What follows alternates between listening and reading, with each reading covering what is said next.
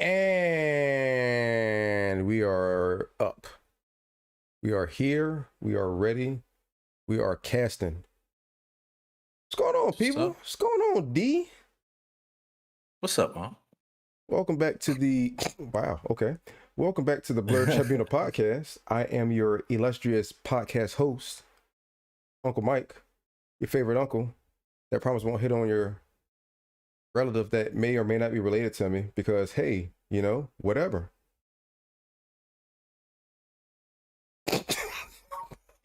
And it got weird just like that. Yep, all that. Yeah, already. All of that. Again, though, thanks for tuning into the Blerd Tribunal podcast, where you can catch me, Cousin D, and Baron when he's not off on assignment at the moon every Sunday at 10 p.m. East Coast time. You know what, D? Something I didn't tell you. There's something special about this podcast. Okay, all right, let's hear it. Ask me what's special about it. Uncle Mike 80. What is special about today's podcast? The special thing about today's podcast is that we are multi-streaming between Twitch and YouTube. Oh, that's dope. I didn't even know you could do like a live thing on YouTube. Yes. I got the Streamlabs Prime account that allows you to do it 2 times at the same place or 2 times in different places. So we are currently live on Twitch. We are currently live on YouTube. So hey man, more bang for your buck. That's what's up. More bang for your buck. That's what's up. So here. As always, as we like to start off, Cousin D, how was your week? My week was fairly uneventful. I did work stuff. I did like some side hustle, like home renovation stuff, and yeah, that's it. I started rewatching Bleach because I don't know. I just decided to start rewatching Bleach. So I'm still getting through the first season of Bleach. Really? Yeah. Okay. Is it not like exciting for you? It's good. It's just, man, there's so many things I'm doing, man, and there's so many things I'm watching. I pick up one thing, I put it down. I pick up one thing, I put it down. So it's on a rotation. So it's just me trying to get back and watch it again. That's all. Okay. All right. So just to let you know, on top of the nice beverage that I am consuming currently, your friend Lurk in the Bush, which I'm sure will be up here very shortly, has put me on to Epsilon Tequila. Yeah, it's a pretty good tequila, actually. Yeah. She introduced me to that, and I enjoyed it thoroughly. She probably won't be joining us tonight because I'm pretty sure she's at work. But that sucks. Well, screw her then. I mean, you gotta work. Yeah, that tequila is really, really good though. Really smooth. It doesn't have any smells to it at all. Like, so open the bottle, no smells, right? Which was just right. That's always nice when you get a liquor that you know it's gonna be pretty smooth from there. And then took a couple shots of it, mixed it with some stuff.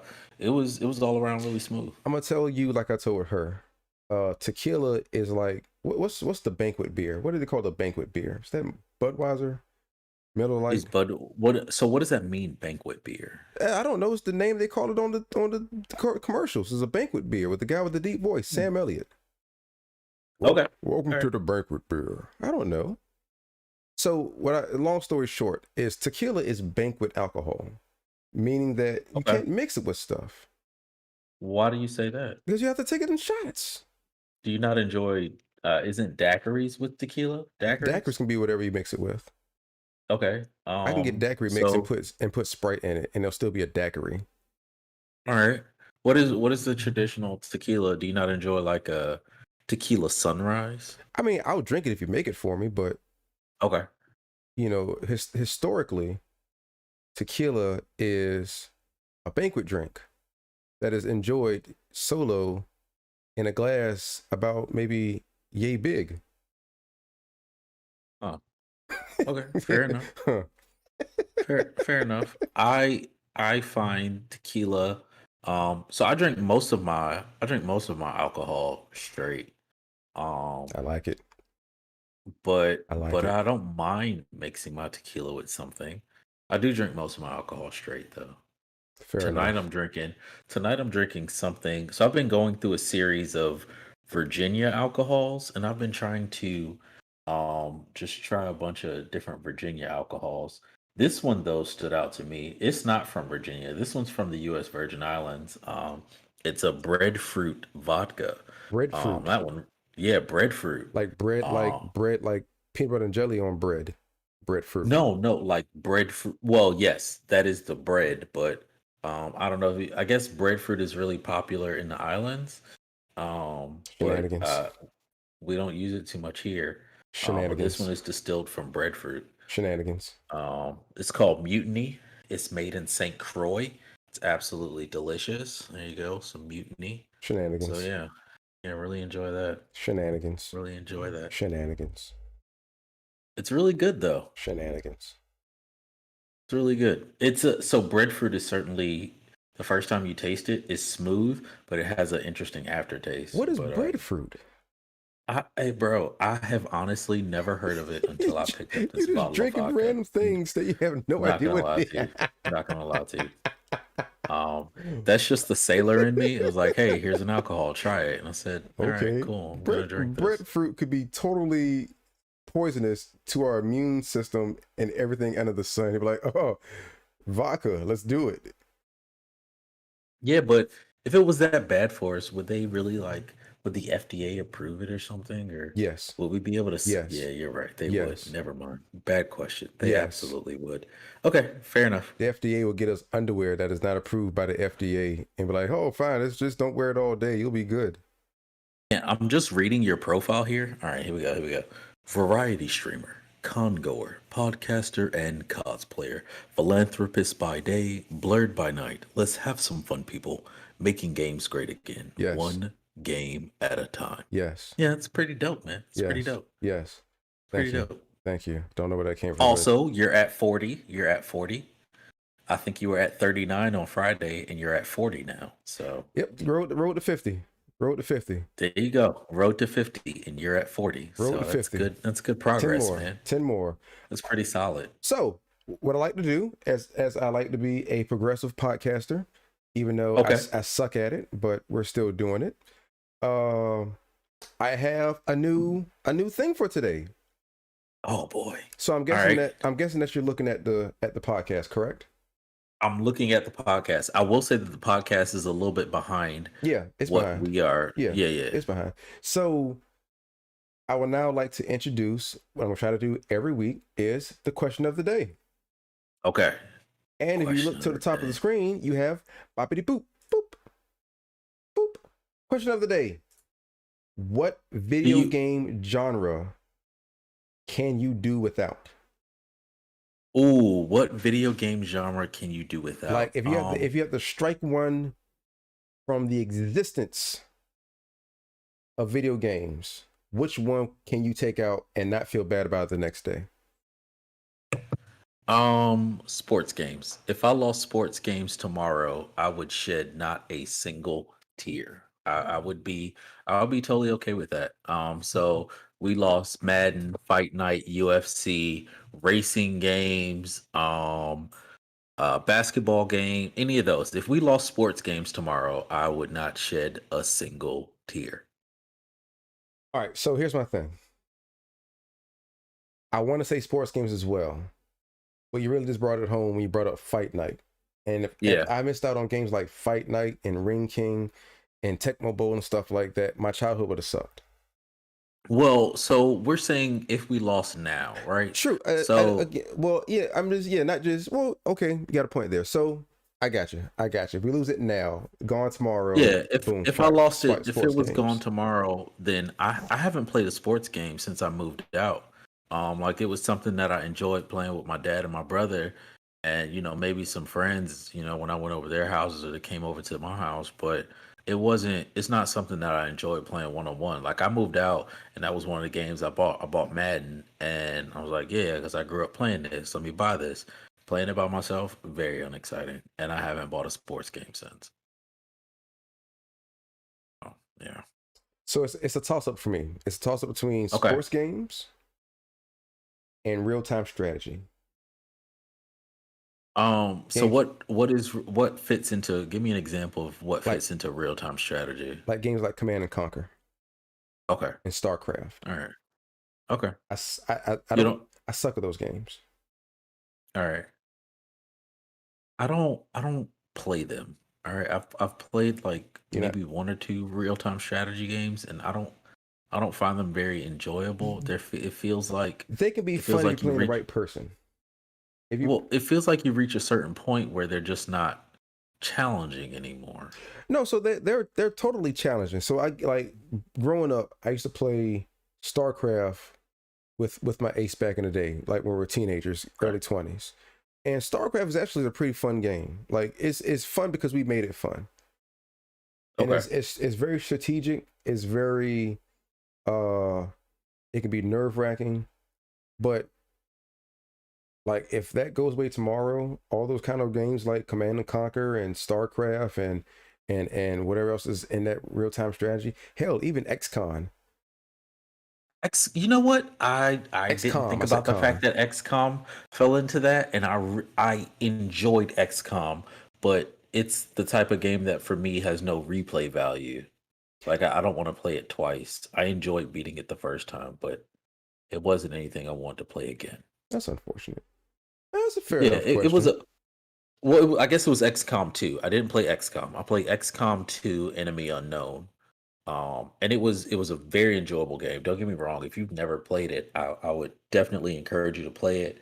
It was pretty fun, but for me, it wasn't something that I'm gonna pick back up again. Like Skyrim, I would replay, but XCOM 2, that I wouldn't play that a second time. Fair enough. Yeah. Fair enough. All right. I can dig So that. toss up between sports and real time strategy for you. Okay, I can, cool. yeah, sports and real time strategy. Either or. It's 1A and 1B. I could do without either or and not lose any Okay. sleep. All right. So that's where I'm at right there. That's where I'm at with that particular Okay. subject, that particular genre. All right. So I got a few subjects, of course. I'm sure we'll talk about them for 5 minutes.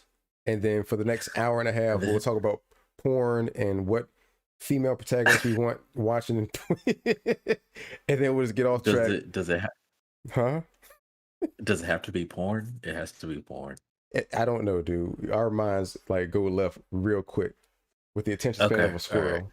So All right. again, let's see how good this All right. works. So All right. I actually took some. You know what? Before we go, I'm gonna take a quick shot just to ease the nerves. All right. Oh, this is not gonna go well. All right. Cheers. I'm also going to hit up this mutiny Oh, vodka. So cheers. All right. I could smell it and taste it. You lied to me on both accounts. Oh, oh my How gosh. strong is your nose, bro? I smelt it and tasted it. It tastes like tequila. It's as Oh smooth as man. any other tequila drink I've drunk. Really? Yes. Really? I felt like it was pretty smooth Here's my thing. compared All, to all alcohol, unless there's like a certain ring to it, all alcohol to me tastes the same. Like Okay. vodka is vodka, whiskey is whiskey, unless you're getting something that Oh, has like a specific flavor or taste to it. So okay. it's like I can drink, like I can go out and drink, like right now I got Maker's Mark, right? Yeah. Maker's Mark tastes like whiskey. I can go to the store and I can buy Jim Beam's Double Cut. And guess what? I will have no discernible taste difference between the two. Hmm. I will say that there's a vodka that I enjoy called Russian Standard. And I normally buy Russian Standard Platinum. That one does have a pretty distinct smoothness to it that I don't find in a whole lot of other vodkas. It's a really good vodka. I have never drank a alcoholic beverage by itself that was smooth. I I think think that's Russian Standard is though. I think that's a unicorn. I think that's something they all M- pray about that we'll never actually have. maybe, Like world peace. Like we all and want world peace, and but we'll maybe never have it. We'll never have it. That's may, to me, that's what smooth alcohol drinks are like. World peace. Russian Standard might be smooth by comparison to other vodkas. Maybe that's what I should be saying. It's smoother than any other vodka I've had. Maybe smooth is not a good statement, but it is smoother. How about that? Shenanigans. Shenanigans. uh, Shenanigans. oh man. Oh All man. right, so let's get this rolling. So, all right, I All got right. a few suggestions from some people that was viewing the stream a couple Yeah, I days heard ago. those. Yeah, I heard those. yeah, okay. Yeah. So let's see what we can make out of these things, and we're gonna roll down the list and see Okay. how far we get. So there's not a lot of good ones out there that I've seen. I'm sure there are, but again, I haven't seen them. All right. But give me some of your favorite live action animes. Let's talk about it. I'm okay. Let's do this. Matter of fact, let's do this. Uh, Let's do this. Give me some of your best, and then also give me some trash. well, the worst has to be a tie between Dragon Ball and The Last Airbender. They have to be the worst live So, action anime adaptations I've ever seen. so let me stop you there, Uh, Playboy. The worst is Death Note. no, You've never seen yeah, the live action Death Note? I have, but I'm trying to think of whether or not I would say it's worse than The Last Airbender, because The Last Airbender was so bad. It was so bad. Death Note was bad, but like, and then Dragon Ball, that's hard. Death Note was horrible. That's hard.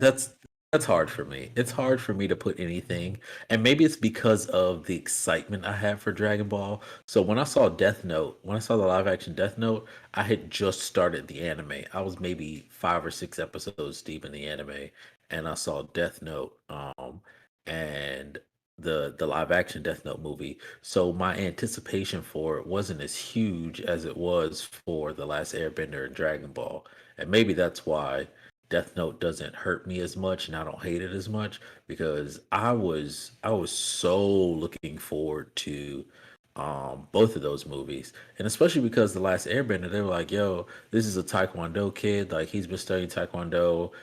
He focused on the bow staff and he's gonna do a great job. And I was like, yes, this is gonna be so cool. Like I love Taekwondo. This will be great. And it was a letdown. So yeah. So, so I've seen bits and pieces of the last Airbender live action, but Okay. I've never been a fan of the cartoon or anime. So Oh, okay. All right. I was never really that interested in it. And like I said, even when I saw bits and pieces of the live action, it didn't do anything for me. I've never seen Dragon Ball. Gotcha. I never seen the Dragon Ball movie because looking at the previews when it came out in the movies, it didn't seem like anything I wanted to look at in the first place. It looked garbage. It looked trash. Okay. I had watched all of the Death Note series prior to watching the movie because the series, like I watched the series over the course of just like a month or so, and then the movie came out maybe months or a year later. Like I had enough time to process the anime and then go into the movie, and I was highly disappointed with all aspects of the movie. Like there was the only good thing about the movie was Willem Dafoe playing Ryuk. Like that was the only thing I liked because Willem Dafoe was really, really good. yeah, that was the He only was. good thing about the movie. Of course, Lakeith Stanfield was horrible in the movie. I'm not gonna say he was horrible, but he didn't do anything for me. I Uh, mean, that role could have gone to anybody. I don't think when I think about an actor doing a stellar job in a role, I think about them doing such a good job that if you replace them with another actor, the role doesn't carry the same weight or have the same power in the movie. And you could have replaced him with anybody to play L, and it would have been the same. He didn't do anything special. well, it was like yeah, it was like I don't know. It just wasn't anything special for me. Like Yeah. when I think of Lakeith Stanfield, he's a good actor. Don't get me wrong. Like he has a lot of good roles out there. Hell, he's even good. I watched Atlanta, like the 4 episodes of Atlanta last night before I went to bed, and I'm like, he Okay. wasn't in all the episodes, but for the ones that was in, it was pretty decent. But it's like you put him in Is that. that show really good? I've never watched it. Is Atlanta's that good. like Yeah, how, Atlanta's good. Atlanta's okay? real good. If you definitely have to check that out. I think they're in season 3 now. Okay. Also, if you haven't seen it before, see how fast we get off track. Also, if you Yeah. haven't seen this before, watch Dave. that's with the rapper guy, Little right? with Little Dicky.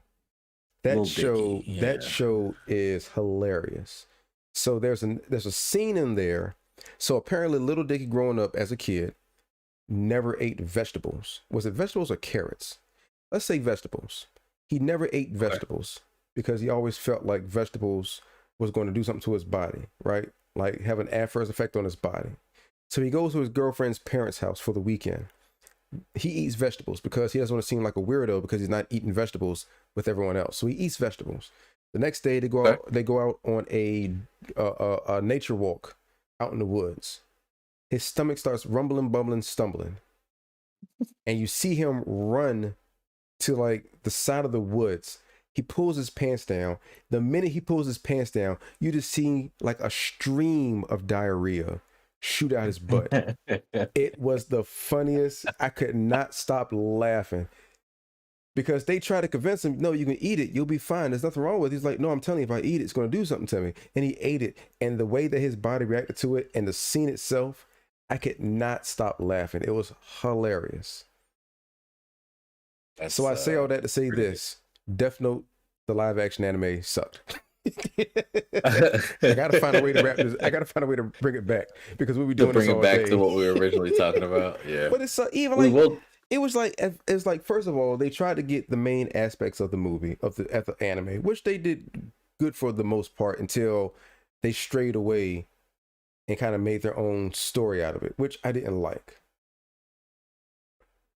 Like, they so to me the problem after going back and watching Death Note, I feel like they didn't stick with the source material at all. no, like Um it's like they started like off, at all. yeah, it's like they started off sticking with it, but then after like the first 30 minutes, it's like, okay, we'll take this part and we'll do this. We'll take that part and then we'll do this. So it's like they kind of just blended stuff. And then of course, when you remove the entire scene from Japan to America and then change all the characters, that didn't really do much for me either. So I don't know. It's like Yeah. I had high expectations. I remember it came out on Netflix. I remember I watched it. I was so stoked to watch it. Up all night trying to watch that mess. And I remember when it went off, and I was just so upset. I was just so let down. So let down. Yeah, Like utterly let like I down. said, going back and watching the anime afterwards, I can see how that didn't tie into the original movie at all, like not even a little bit. But like I didn't feel like it was the worst, you know what I'm saying? I felt like it wasn't that bad. I felt like it wasn't that bad at all. Well, I'm trying to think of other. Oh, there you go. Tell them what's up. No, I'm trying to think of other live action stuff I've seen. Like, again, I've seen bits and pieces of Dragon Ball, but I wasn't interested enough to watch the entire thing. I've seen bits and Okay. pieces of what we're just talking about. Last Airbender. Last Airbender, but again, I was never a big fan of it, so I really wasn't that vested in it. Trying to think other live action. Like there's I know they got a live action Bleach, and I heard that was pretty decent. Okay, so here's the thing, and again, it falls under things that I didn't like simply because of the fact that there are things that it changed and how much I love Bleach. I had already watched all of Bleach Hmm. right by the time that came out. I had read the manga where they stopped animating part of it. So the thing that hurt me about Bleach was the fact that they didn't stick to the story. So in the live action Bleach, what happens is Ichigo doesn't want to train. He doesn't want to be a Soul Reaper, and Rukia has to kind of like force him and say, "Hey, look, you gotta train, you gotta do this." Whereas in the show, he was like gung ho about it. And now going back and rewatching it, there was one scene for like 5 minutes where Ichigo's like, "Look, I just want to protect the people in this little town. I'm not trying to go and save the whole world. Like, I just want Sure. to protect my town." And Ruki is like, "Hey, look, this is the job. If you protect one, you protect all." and they had that discussion. It went on for like 3 minutes, and then he went and did it. They made it seem like she had to force him to train and had to force him to want to fight and everything. And I didn't like the way they changed that because it kind of changes his motivation as a character. I feel like that's a pretty central part. Ichigo's willingness to help and save and not just be self-centered. I feel like that's a pretty central part of his character. Okay, I can So respect that. I wasn't a fan of that. It was a good movie. It had great special effects, right? What they did with his sword when they brought Renji in, and you see that you get Uryu and his bow and arrow. Like the effects were good. The characters looked like they looked in the anime. Like it was all pretty good. It just like I said, I was upset about the way they changed that particular aspect of his Yeah, character that they yeah. changed. Full Metal, that was good. Great, great special effects on Full Metal.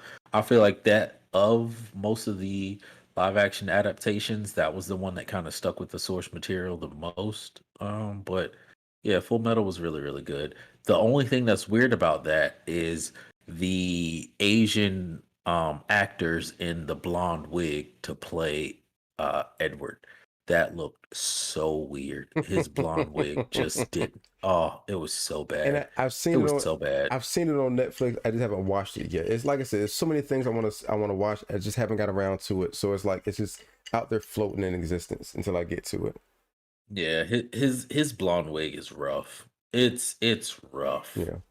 So So I'm looking at a list now of 5 anime that have great live action adaptations, 5 that fell flat. okay. So starting off at number 10, they call Amazing, is Kikaguri. I've never seen it, heard of it, I never seen it, but they said it's amazing. Fell Oh, flat. Fell flat. They're saying Full Metal Alchemist fell flat. really? Yeah. All And this right. is and this Okay. is on Fair enough. this is on cbr.com. So if you ever I want so as you said it, I just pulled up the same thing that you mentioned, so I'm to, following okay. along with you. Amazing Bleach. Fell flat. Oh my gosh, this fell flat. It's so true. I Fell flat, Ghost in the Shell. Could have been so Yeah, dope. so again, and this is my personal politics. I did not watch Ghost in the Shell because I did not want to see a whitewash major. So, Well, they did it. And the way they tried yeah. to So and the way they tried to go back to appease, make sure my quotes are in frame. The way they tried to appease everybody was, of course, we all know that, Major was killed and her mind was placed into the body of an android, and that's how you have, the Major. So yeah, yeah, no, I'm with that. no, yeah, just for those who may be listening. So what they tried to do Oh, okay. was they're trying to say that the person that died was Japanese, and they placed the Japanese soul, brain, spirit, whatever, into that frame. That's how they tried Is that to. so That's that's the plot line for it. well, that's how it Okay. wraps up, because she goes back home and she finds her mother. Her mother is Asian, so Okay. that's how they try to fix that. Well, she's Asian. It's just she's in a white body, so it's like, oh, okay, no, that's not how we playing this game. Yeah, Thanks for coming in. Thanks for I coming. don't Good like night. it. So it was whack. Yeah. Yeah, I don't like it. I Uh, don't like it. All right. Amazing. Death Note, the Japanese version, the live action Japanese And I've version, never seen that. and I'm seeing that up there. it's on Netflix. I saw it on Netflix. Haven't watched it yet. It The Japanese version is on Netflix. I remember seeing it on Netflix. I could be wrong, but I thought I saw it on Netflix. Okay. All right. Cool. I'll check that out. And then flip side of that, fell flat. Death Note. No, I'm sorry. So I don't think that's on Netflix. The one on Netflix actually says Netflix, so they may not be up there. Oh, okay. But either or, the American version of Death Note fell flat, which is expected. Yeah, It was garbage. it wasn't It it was, yeah. wasn't good. It wasn't good. All Amazing. right. Alita, Battle Angel. I'll agree with that. So That was here's the good. thing. Did not know that was an anime adaptation, Yes. but I loved Alita. Yes. Absolutely loved Alita. Yes. And again, this is without me ever having seen the source material, so I can't make a comparison. I wouldn't be able to make an accurate comparison to the original, but I loved it. I So loved it. I've never seen the source material, but I've heard about it over the years. Okay. But we went to see the movie, me and Salak, when it came out like years ago. Like it came out in what year did this come out? This came out in, it doesn't say offhand up here. I want to say like maybe 2018, 2019. And we went to the It theater. did come out a while ago. Yeah, and we liked Yeah. it. Like I liked it. I'm sure she liked it. But yeah, we liked it. So and that's without seeing the source material, but only hearing about it. And I liked it. So I had no issues with it. Yeah, I saw that in theaters as well, and I had no regrets for Yeah. seeing that in theaters. It was 2019. Okay. 2019. Yeah, saw that in theaters. No regrets at all. I think it was very, very good. I'm hoping we get a sequel. We might not. Well, they left it open. Maybe they don't So want to. They might not want to mess it up, eh, but they left. They did, like you said, they left it open for a good reason to have a sequel. And I'd love to see it. So yeah, I say why not? I mean, what's the worst that's going to happen? You already made your money from the first movie.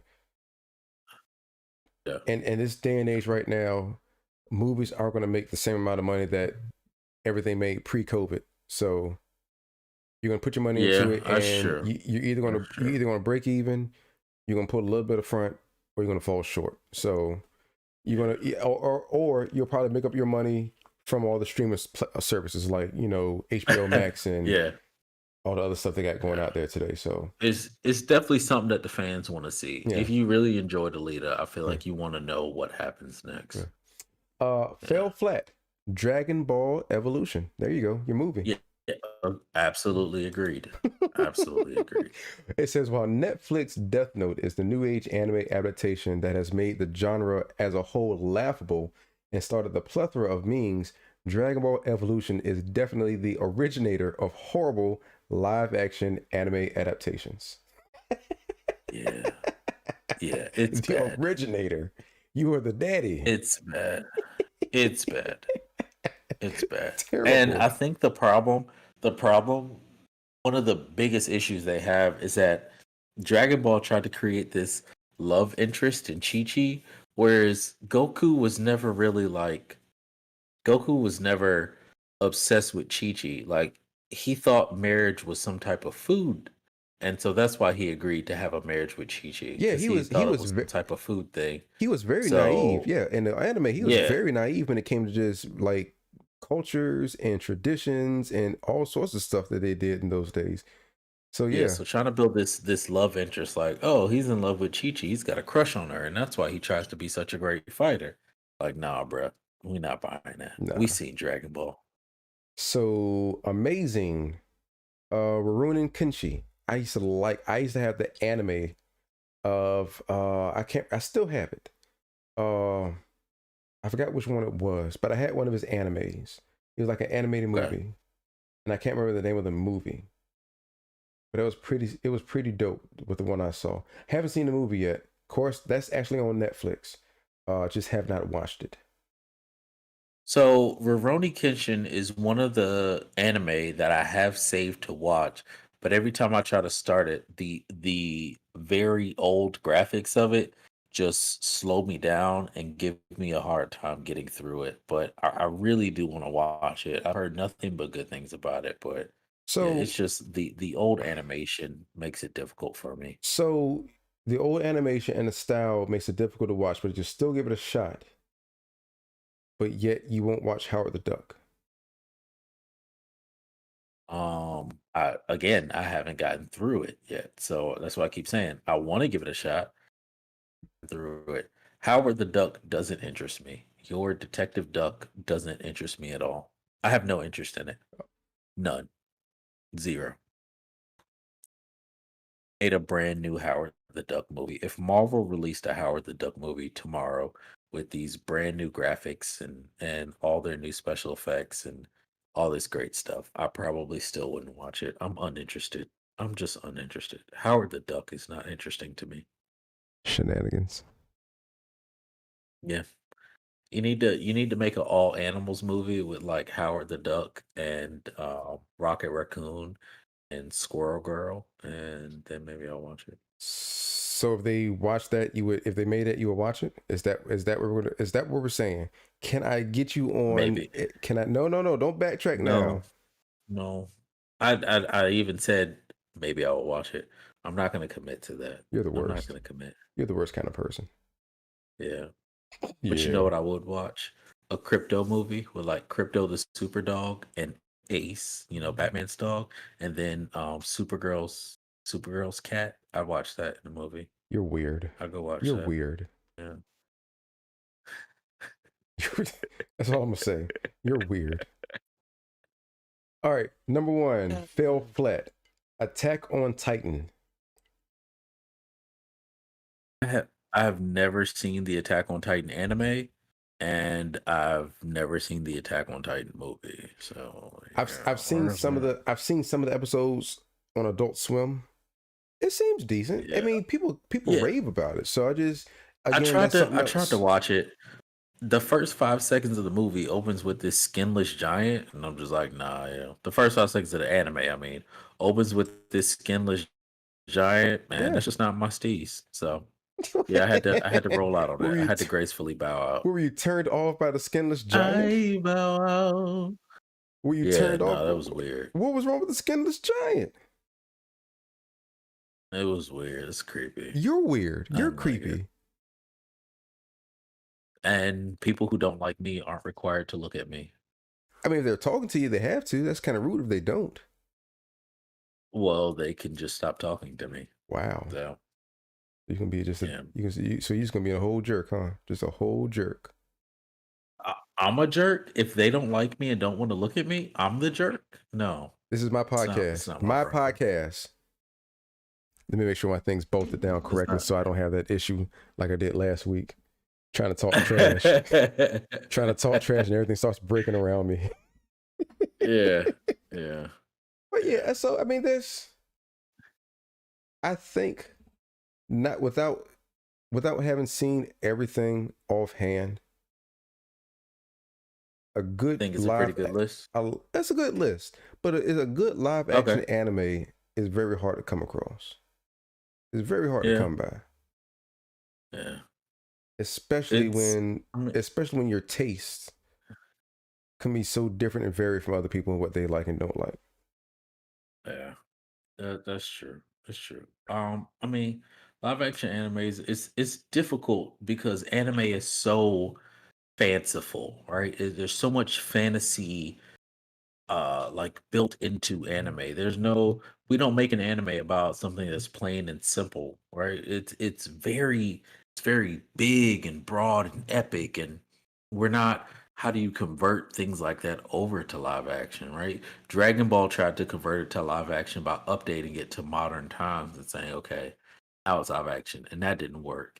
And then you have all these other ones that try to be 100% true to source material, and sometimes those don't work. So I think it's just very difficult to take what we love about anime, because what we love about anime is that it's so far fetched. Right? You're not gonna make this spinning ball in the palm of your hand and then attack somebody with it, right? You're not gonna make this freaking almost on fire cloak based on a nine-tailed fox that's trapped inside your body. We don't believe that a dude in a hat is gonna use a cane and push your soul out of your body and then you become some type of death knight. Like, I mean, this isn't real. That's what we want about it. So how do you make that in live action? So okay, so here is my argument against that, and here's my statement to go with that. So I think kind of like anime and trying to make live action anime, and that translation seems to get lost somewhere. You see the same thing, and we talked about before with video game adaptations. Like a good video game adaptation is very hard to come by because either it's hard to stick to the source material, or if you stick to it, the way you try to translate it to the bit screen doesn't work. But hear me out.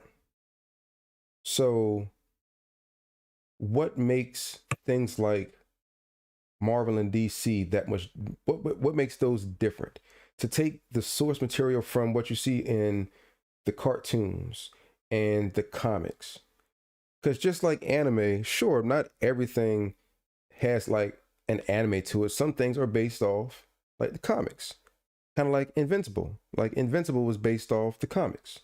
Right. There's a lot of cartoons out there today, whether it be movies or just TV series that are based off small media that seem to be that can seem to translate that well and not have any issues with it. And I like I said, although sure we can always say that DC isn't doing things like on a Marvel scale, but there's still some good DC movies out there. So I can't sit there and say that all DC movies sucks.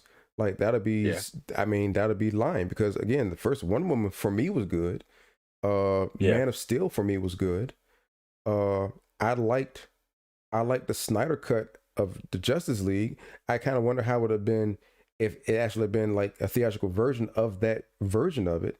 But it's like they have good movies, but it's like so what makes them able to take that material and just like you said, you don't have a guy with a cane that can knock the soul out of you. You don't have somebody that can make a ball of fire in their hand and shoot it at you. You don't have somebody that can have all these mystical magical powers.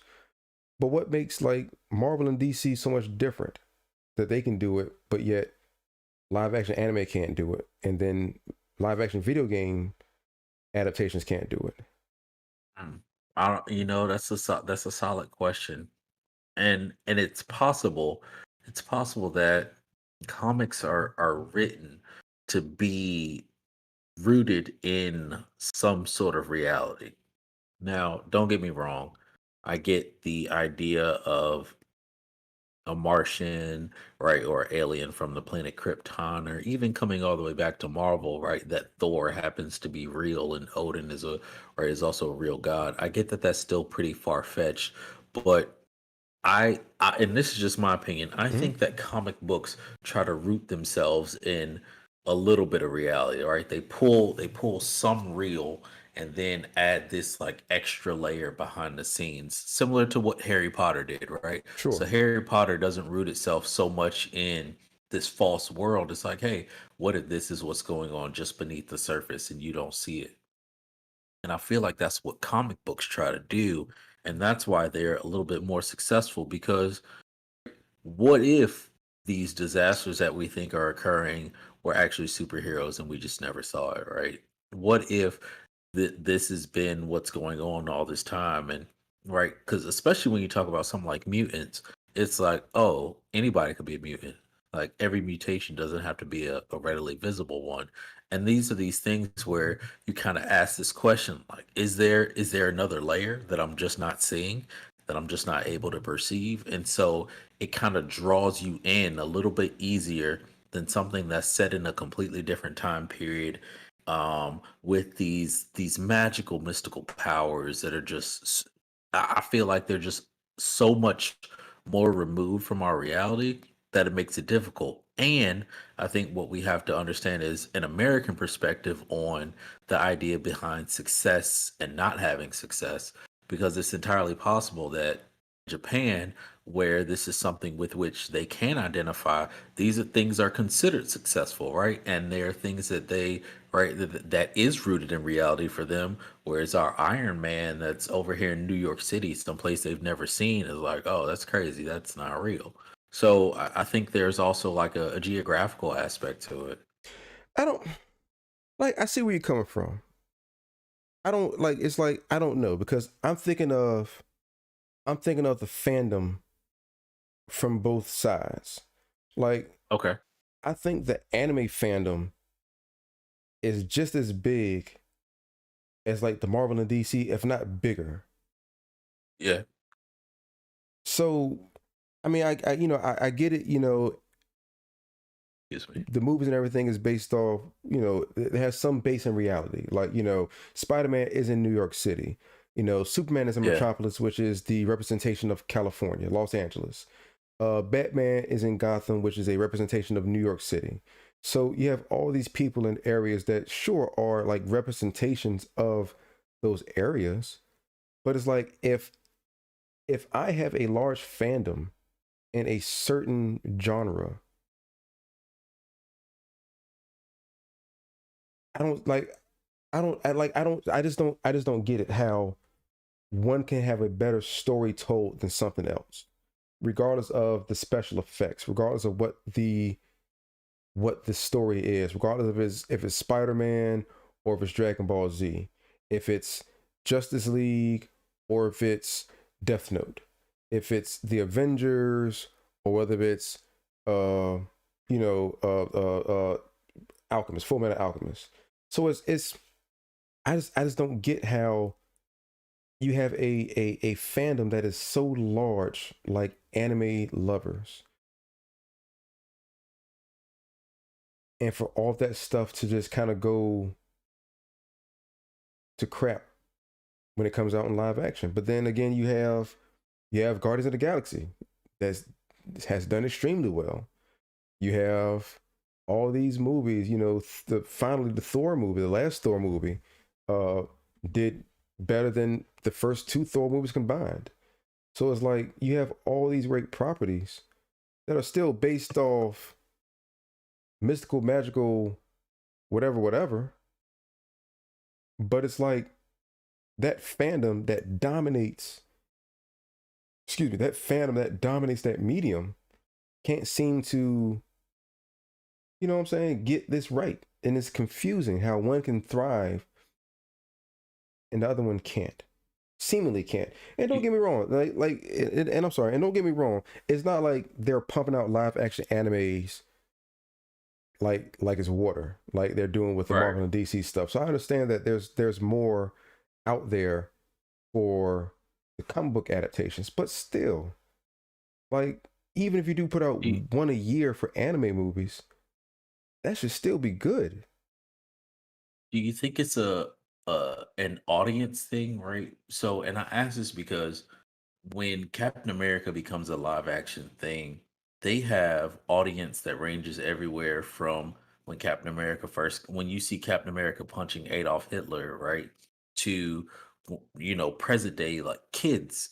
So I feel like the age range for comic book fans is much larger than the age range for anime and manga fans. I think that, for example, I would say that the generation before me, so my parents would likely go to see a Marvel or DC movie. In fact, I know that my parents liked Batman movies and some of the Marvel movies that I've seen with them.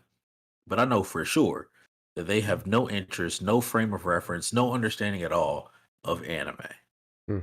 So that's not something that interests them. So whereas you're talking about a range of, millennials and behind for these anime movies, we're talking about people in their 50s, 60s for comic book movies. And that could possibly play a role into it. And it very well could be. It just I guess it very well could be just the sense of having that information right at your fingertips, or at least having everything more accessible to you, rather than Yeah. me having to go to some store digging through the crates and oh shoot, I found the first season of Dragon Ball. I don't think I've seen this. You know what I'm saying? So yeah, Right. it's more accessible. But it's just I don't know. Yeah. I'm just why can one do well? Even if let's say even if the movie isn't like great. Like okay, the first Thor movie wasn't the best movie in the world. It wasn't great, but it was serviceable for some people. So how can you have a movie like Thor that although it's let's say it's trash, but it still does well? Then why not Death Note? Why can't Death Note be not the greatest movie or adaptation, but still do well? Well, and I think that has to do with, even like you read on your list, the Japanese version was better. I think that just has to do with trying to Americanize the movie. Mm, They tried to whitewash Death Note, and that's just not going to work. yeah. I mean, it could be a multitude of reasons, either or. It is Yeah. what it is. But it's definitely something that's interesting. I would be interested to go back, or not even go back, to see where anime movies have gotten 20 years from now, when those of us I will say a lot of people I know who really really love anime in my particular age range fell in love with anime because of Dragon Ball and Dragon Ball Z. I know for me, that was the first major anime I remember watching was Dragon Ball Z. And then after Dragon Ball Z, I watched Naruto and then Bleach, and I discovered that this is this whole genre. And I'm like, okay, well, what else is out there? And that's when I started really watching a whole lot of different anime. But it definitely started for me with Dragon Ball Z. So as the people, as my age range starts to become the parents or the older generation, the grandparents, I'd be interested to see if right anime adaptations start to have more money behind them. Mm, And it's just, and I would say it's definitely only live action because people watch the Demon Slayer cartoon and people watch the Dragon Ball Super Broly cartoon. Like we went to theaters to see that. Both of those sure, cartoons made a ton of money. It's just this live action thing is not hitting for them. sure. Eh, I don't know, man. I don't know. We could talk about this all night and not have a good answer We really could. We really could. one way or another. Like we can both Yeah, bring up we really great could. points and then make counterpoints and then counterpoints and then great points and Yeah. more counterpoints. So It just yeah. yeah. It's one of those things. It's unfortunate, but it's just Mm. one of those things. All right, here's a good one that Okay. your girl brought up that I think will be another. I believe the term is my friend. I don't mean like your girl like she's your girlfriend. I mean your girl like she's a girl that you're familiar with. Like hey, Okay. just Yeah, like yeah, sure. just like Sure. if you were friends with another dude, like hey, your boy talking about something blah blah blah. Like Okay. All right, God, fair man, enough. stop reading the titles, man. I'm not that person. Hey man. Hey What we man. got? Hey man. All right. All right. Most hated superheroes and why. And for those who are viewing this, please give an answer. I'm curious to see what everyone thinks. Most hated superheroes. And let's not even say super. You know what? Let's keep it at superheroes because you're supposed to hate the villains. Most hated superheroes and why. Okay. And I'm gonna and here's And hold up real quick. here's And real I'm- quick. I'm sorry. And real quick. We're gonna do a two-parter for this. So it's gonna be most hated superheroes and why. uh-huh. Most loved supervillains and why. Let's do it. Okay. So as I answer this, I'm gonna show you this. All right. I still think Batman is the most hated superhero. And here's why I say that. Because when Batman fans talk about why he would win anything, why Oh he my could do gosh! anything, the answer is always because I'm Batman. Because No, he's Batman. no, Prep no. time. There Prep we time. go. I Prep time, hate bro. that. I Prep hate time. that. I Prep hate time. that with a Prep passion. time. I hate that with a passion. So He could be here- Batman he could be Batman here has on to fight Prep an army of 17 Kryptonians who have been living on Earth long enough to completely master their powers and have lead suits so that the kryptonite can't harm them. How long does it take for Batman to die? Oh no, Batman doesn't die. He actually wins because I prep hate time. that How much prep time does so he have? much. How much prep time? I was on Facebook a few months ago, and I was on I was on a fan page for Roxy Hayes. And there was a thing up there about Batman versus Scarlet Witch. Who would win? Yeah, Scarlet Witch. And people had the audacity to say Scarlet Witch. Batman. Scarlet So I'm Witch. like, okay, let's think about this realistically. Like, I get it. Like, this isn't real life. It's not like I say, Yeah. hey, who's going to win in the fight between, Uncle Mike and Cousin D? It's like, well, if Cousin D get a lucky punch, blah, blah, blah, or if Uncle Mike get a lucky punch, it can go either or. But you're looking at a human with gadgets compared to whatever retcon you want to read about her, whether she's still a mutant in your world or whether she's now just a superpowered witch in your world. You're dealing with somebody that knows magic, that can alters reality. that can literally think of something, say something, snap her fingers. Yeah. And that's the thing. People are like, well, let's talk about their greatest feat. But no, Scarlet Witch's greatest feat is erasing the X gene. Well, no. Like, But here's the thing, though. Here's the thing. Here's the thing, though. There was people had the audacity to say, well, if Batman had enough prep time, he could beat Scarlet Witch. Oh, Sway? no, bruh. I don't buy into that. How? Batman. In my honest to God opinion, Batman can't beat Superman. They were there's no world where Batman defeats Superman. They were like, if you take away, like they say, if you take away Batman's prep time, then take away Scarlet Witch is magic. I'm like, no, magic is What? her No, power. she doesn't need prep time for magic. What are you saying to me right now? She I'm doesn't like need prep I'm time like for that. prep time is like is like something you give Batman to give him a crutch. It's Oh like, my hey, god. Batman fights. Like there was literally a thing that had like Batman and Godzilla, and the thing Yeah. literally said at the bottom with enough prep time. I'm like, So Batman is not beating Godzilla with enough prep time. so here's the Batman, thing. you take that If you Scarlet if reality is ripped open and Scarlet Witch pops up in Gotham and just starts wrecking shop, Batman dies facts, immediately. facts. He doesn't make it. He doesn't make it. If Batman has months upon months of prep time for Scarlet Witch, I still don't see how he wins. How do you prep for someone who alters You reality? can't. Like you go to use your weapons. Dodge So me here, Scarlet bro. Witch is essentially a walking reality stone. So you go to use your weapons and she's like, "No, that's not real no more." And you're just like, "Oh, snap. I'm sorry. I thought this was going to work. Damn."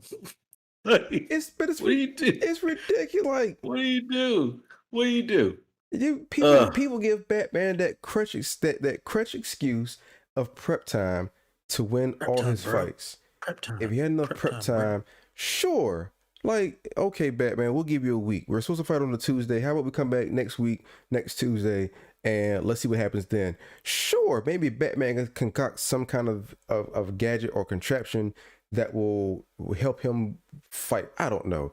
But that is, and then people always say, well, Batman's strong, Batman's this. I say Batman is only good as his writers. Like, Batman. whatever his Bat. writers say Batman can do, then that's Batman. If you gave a bunch of military tech to Conor McGregor or John Bones Jones or George St. Pierre, that's Batman. That's it. That's all he is. That's all he is. He's a really good fighter with dope ass tech. That's it. That's it. So Like, so I'm gonna have to side with you on this one. Batman is my most hated superhero yeah, because of yeah, prep and time. he's also my most loved because he doesn't have any powers. So I'll always love that Most about love is Batman. Wolverine, dude. Most love superhero is Wolverine No, all no, day. my most love, my most love. Yeah, it's Fair not. enough. It's.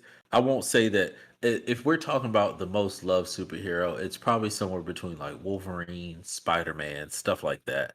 However, if you're we're just saying my most loved superhero No, personally, gotcha. it's I it's got you. always Batman. Hey, Yeah, what's it's always going Batman. on, Nike? Ex Nike? Uncle Cheese, what's going on, brother? My favorite uncle, other than me. How are you doing today, sir? Yeah, No, it's okay. always Batman for me. So is Batman for me most loved and most hated, and why? Uh, he don't love you. Hey, it's just I can't stand it. I'll take the raid. I'll Yeah. take the raid. Welcome aboard. Welcome to the podcast. I am your host, Uncle Mike 80, along with Cousin D. Appreciate it. What's up? Appreciate the What's up? love. What's up? Stop by. Um. Check out the question So of the most. day. Do you think the most loved supervillain is anyone besides the Joker? So it's a toss up for me, right? So I can Okay. easily say the Joker because the Joker's just that dude. His backstory, lack of a backstory. Hey, what's going on, Lisa Jordan? How you doing today? His lack of a backstory, his everything he's been through in his comic career, comic life, his origins. I love it, right? But at the same time, I love like I at different points I can say I love Magneto because Magneto's that dude. At different times, Yeah. and not even looking at the movies, but at different times, I could have easily said that Thanos was my favorite villain. Maybe it's because I don't view Magneto as a villain. Maybe that's part of the problem. I don't I I don't I mean, don't no, fully now view it like, Magneto as a villain. well, no. So nowadays, he's not a villain. Kefka versus the Joker. Mm. I, and well, in the comics, he's not always been a villain in the comics. Even in the comics, there was like No, he's just heartbroken. He's just he was definitely a villain. He was definitely he's a just villain in the sad. comic. Like during his early days, he was definitely a Okay, villain. yeah, yeah, Like before people started doing the whole Malcolm and Martin thing, comparing him and Professor X, he was definitely a villain. yeah, Because as much as he wanted to help mutant kind, he had no issues with killing any human that got in his way to do that. yeah, So yeah. But he I was a mean, complete badass. Now, I don't, sure, going I into don't hate him for nowadays, that. I I'm not a don't hate mutant, him. D, so I can die like anybody else. I'm expendable. Solak says Yeah, she said Magneto. Magneto. Nike says Galactus. Galactus. Galactus is pretty good. Um, Juggernaut. Juggernaut. Okay, Ah, I like. You know what? So here's the thing. I like Juggernaut because I feel like he's misunderstood. Juggernaut is just a kid who wanted some attention, and he was like, "Yo, they keep paying attention to Charles. Let me go get some powers too, so they pay attention to me." He's just a kid throwing a tantrum. That's it. Juggernaut's just a younger brother throwing a tantrum because his parents didn't pay attention to him. hey, I appreciate that. My name is.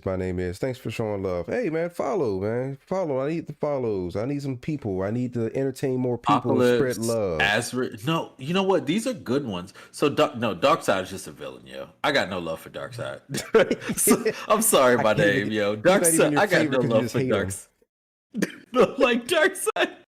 Darkseid is like he's just evil, yo. What's his redeeming quality? Harley, like Harley's not bad. Harley, she got manipulated. I'll say that. And I love the fact that she's extremely intelligent and this right PhD Yeah. psychiatrist even before she goes into this So psychosis. so hold on. So But real yeah, quick for those in the chat, what the question was is it was a two-parter. It was your most hated superhero and why, and most loved supervillain, and we're kind of looking into the comic realm as far as like the comic yeah. books and whatnot. But if we want to expand this to comics and video games and other mediums, I'm for it. Sephiroth. It okay. So D, you never played Final Fantasy VII, correct? No, I haven't. I Okay. haven't. So I saw the name Sephiroth. I know he's from Final Fantasy, but I had nothing to add to that. I didn't bother it. So I know I said this week we're gonna have my favorite episode or favorite part of the show. What games has Cousin D not played? You know what? Just for that, people, because he always surprises me. I got to take a shot for another game that Cousin D has not played. Here's to another game that Cousin Hold on. D has not Let me played. get this mutiny poured too. Go ahead, right? go ahead and take your shot to another All right. game that Cousin D has not played. Got to take a shot for it. Lord All willing, right. Lord willing, we're gonna get drunk messing with this cat. Here's to not playing Final Oh. Fantasy. And that tastes and smells like tequila. You lied to me. It doesn't smell. It doesn't have a smell to it. Oh my gosh, I hate your life. Shots. So, let me see. Let me go back up. Sephiroth, Azrael. Yeah. What does that say? Abril is the test. Yeah, Is I hate debatable Eobard if he's a Thawne in villain. real life, man. Yo, Eobard Thawne's not that bad. He's just a little, he's a little jealous. All right, so if we look at villains as a whole, and let's not even look at just comics. Let's look at comics. Let's look at Everclear. As long as it's not Everclear. No, Nike. I'm actually drinking something called Mutiny. It's a breadfruit vodka. Nike. If I was to drink Everclear, you would see me get out of my chair to go outside to find somebody to fight. That's what Everclear is good for. Everclear is good for fighting.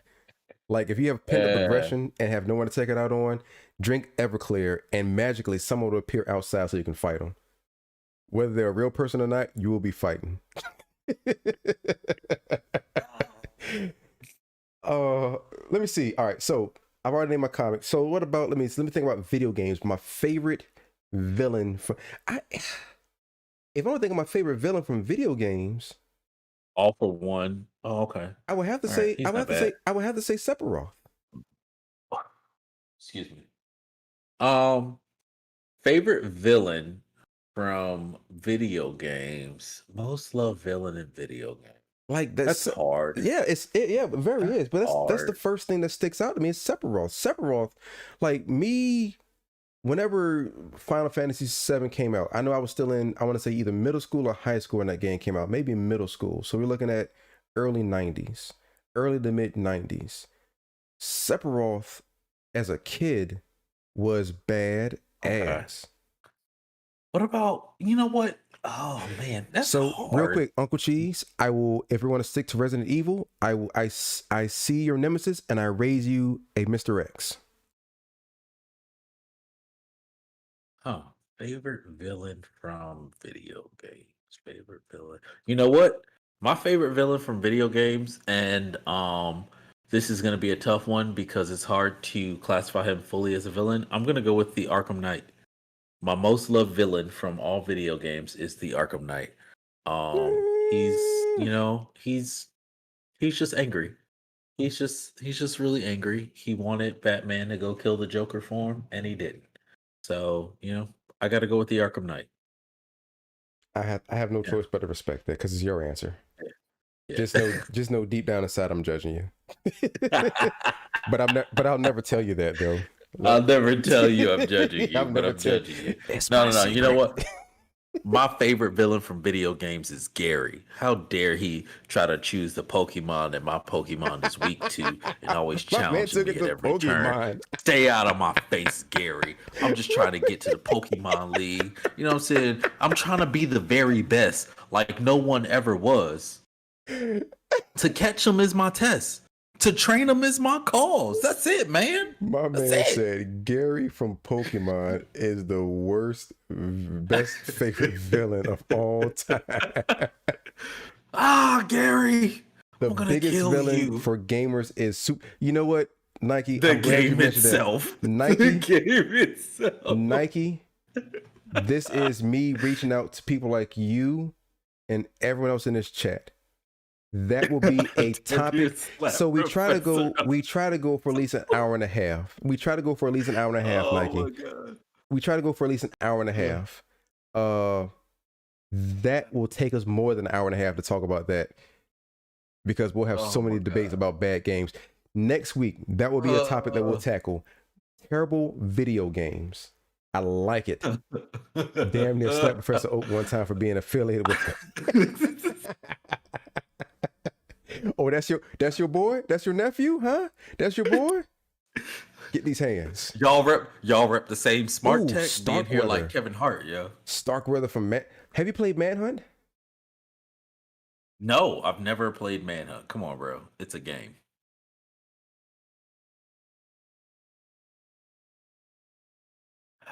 It's a video game. Look at your screen. Look at your screen. We're doing this again? You don't have to. You don't have to. You don't have to. You don't have to. Reckless, bro. You don't have to. You're so lucky I don't have to work in the morning. All right, my name. I appreciate it. Yeah, if you come back, we'll be here for a bit. We got about 30 more minutes. Gracious. Oh my gosh. This is the worst thing ever. Yeah. And if I haven't done it already, my name, I'm going to go ahead and follow you real quick. I have nope, haven't followed you. There we go. I got you. Who else is up here? I got to show the love to the people that show me love. Oh my gosh. E.T. You know what, Nike, I'm not going to go into this. Like, I'm not. Because the more bad games you pull up, the trauma that I'll relive, the PTSD. I had an Atari. I had E.T. and not have any idea on how to play that game. All I know is I could walk, I could make my neck stretch and go back down. I followed a little kid and people in coats threw me into a pit that I could float out of. That's all I know.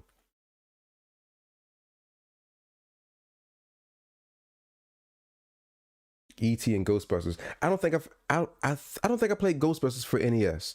I played Ghostbusters for the Genesis. Played Ghostbusters. I'm not gonna do another shot. I can't do another shot, dude. I'm not. Yeah, I've never played Ghostbusters. I can't do all the shots mess with you, man. That's just not gonna happen. Hey, bro, look, don't make a policy if you can't stand by it. I know I can't stand by it. I'm telling you now, I can't stand by it. The number of games I haven't played is. I'm only doing this because I don't work tomorrow. That's the only reason I'm taking shots. Speaking of which, Retro Sunday. Can we make Simpsons your next game? Because I've never played that. And I have to finish. Yeah. No, I know you got to finish Mario. No, but after you get done with that, let's put Simpsons next on the docket. I'd love to play that. Absolutely. So yeah, as soon as I finish with Super Mario RPG, uh, whatever will come to my mind, and we'll do that. No Okay, big deal. So, dope. I'm trying to think. Is there any more Video game villains video that you game love? villains that we love? Um, I I didn't hate Shang Tsung. I'm not gonna lie. So here's the thing: as a person who lives in quote unquote Earth realm, I hate Shang Tsung. But as a person Quote unquote. looking at the dedication he has to his realm, I don't hate him. I don't hate him. Okay, so Yeah. I don't necessarily look at him as a villain. Okay. Sure, he was That's the fair. sure he was the big bad from the first Mortal Kombat, but Yeah. after that, it's like he's just a person you're playing with now. Yeah. Yeah. What That's fair. about Street Fighter One, the original? You mean Fighting Streets? The first Street Fighter when it was just you can only play as like Ken and Ryu fighting streets, or you talking about the first Street Fighter 2? Because I can't tell you who was the first villain in Fighting Streets. I played that game as many times. I can matter of fact, this hand holds how many times I've played that original arcade game. And I'm not saying it's all 5 fingers. I'm just saying this hand houses how many times from 1 to 5 is how many times I played the original Street Fighter game. I'm gonna guess you never played the original Street Fighter game. the when did that even come out, bro? It was When did like that the even come out? late 80s, early 90s. I was born in '87. Okay. So Hold no. on. Let me look it up real quick. Let me look it up so I can get my numbers right here. Oh my god. Let me look it up. The first Street Fighter was back in 87.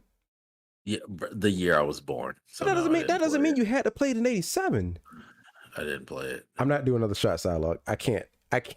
Psylocke, here's one thing about D that you will learn very quickly. He is a Hi, Psylocke. he You're still my favorite. he is a nerd. He is a blerd. I He is I all like you about more than Uncle Mike. he is all about the culture. He has never played most of these games we're talking about though, and it hurts my heart. Yeah, As you just stare into but existence. yeah, but yeah, no, I got no retort for that. I see. Old man Shang. Yeah, Yeah. old man. So yeah, old man Shang Tsung. Whatever. Whatever. I'm trying to think of other games I've played with good villains. With great villains.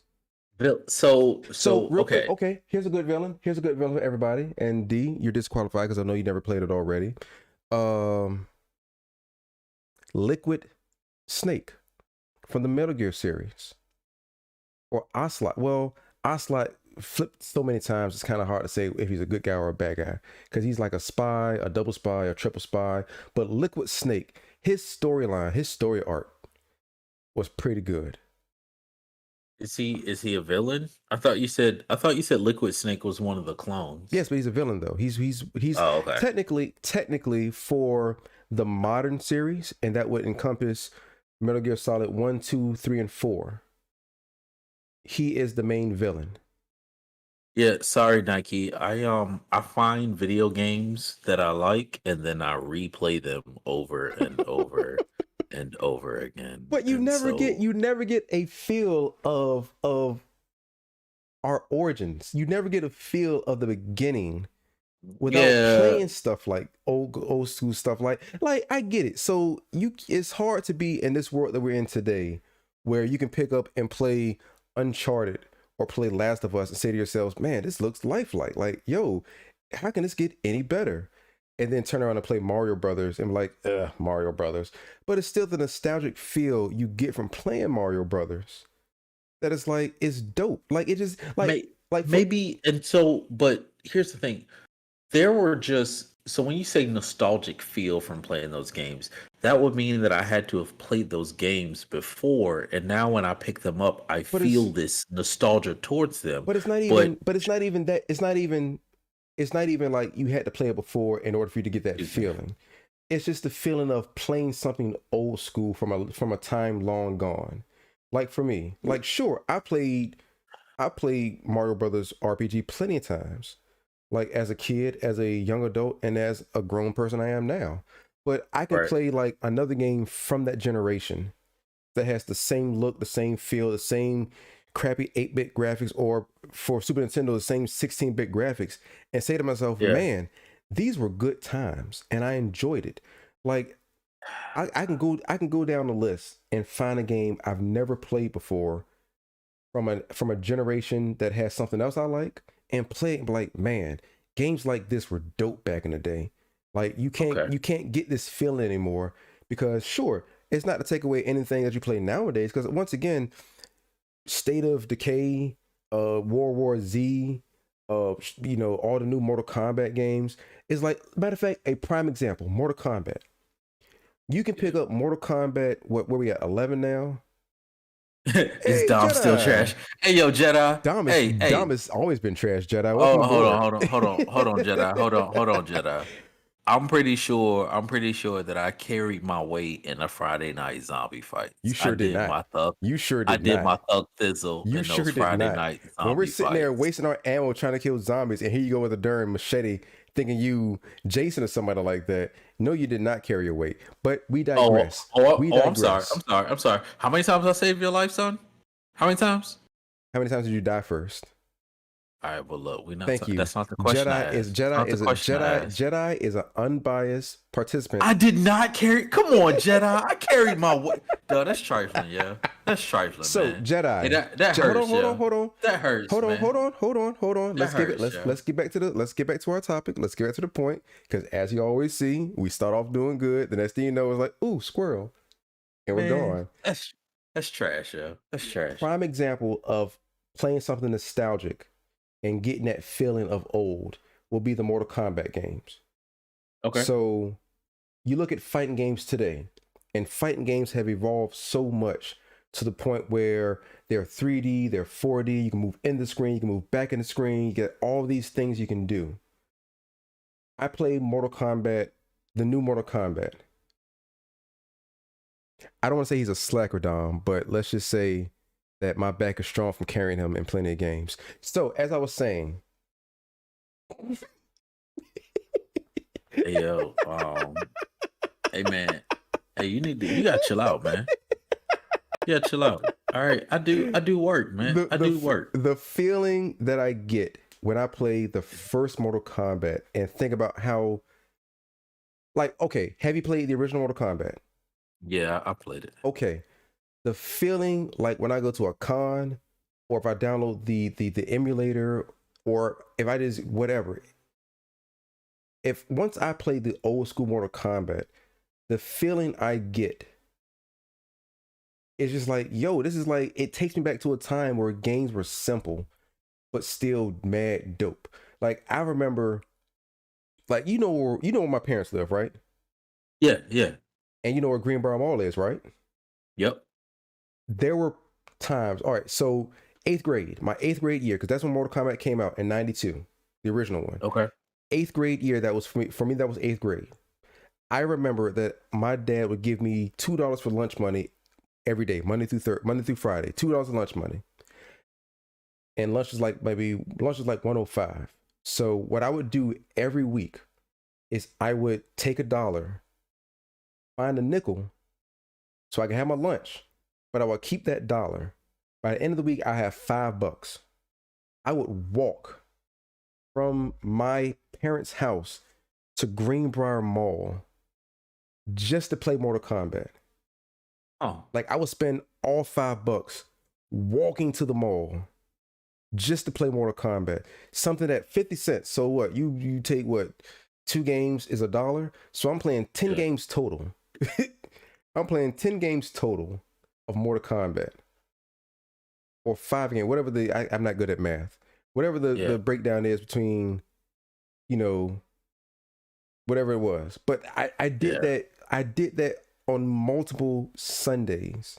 Like as soon as Ren and Stimpy went off at 11 o'clock, at 12 o'clock, I'm on the road walking to Greenbrier Mall just to play Mortal Kombat.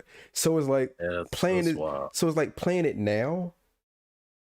It's like it brings me back to just a time where games were simple, but they were still dope as hell. Okay. So that's the feel I get playing nostalgic games and doing the retro games. Like all the games that I played that was on uh the sync 40 years of classics. Like most of Yeah. those games up there, I've never played before, let alone heard about them.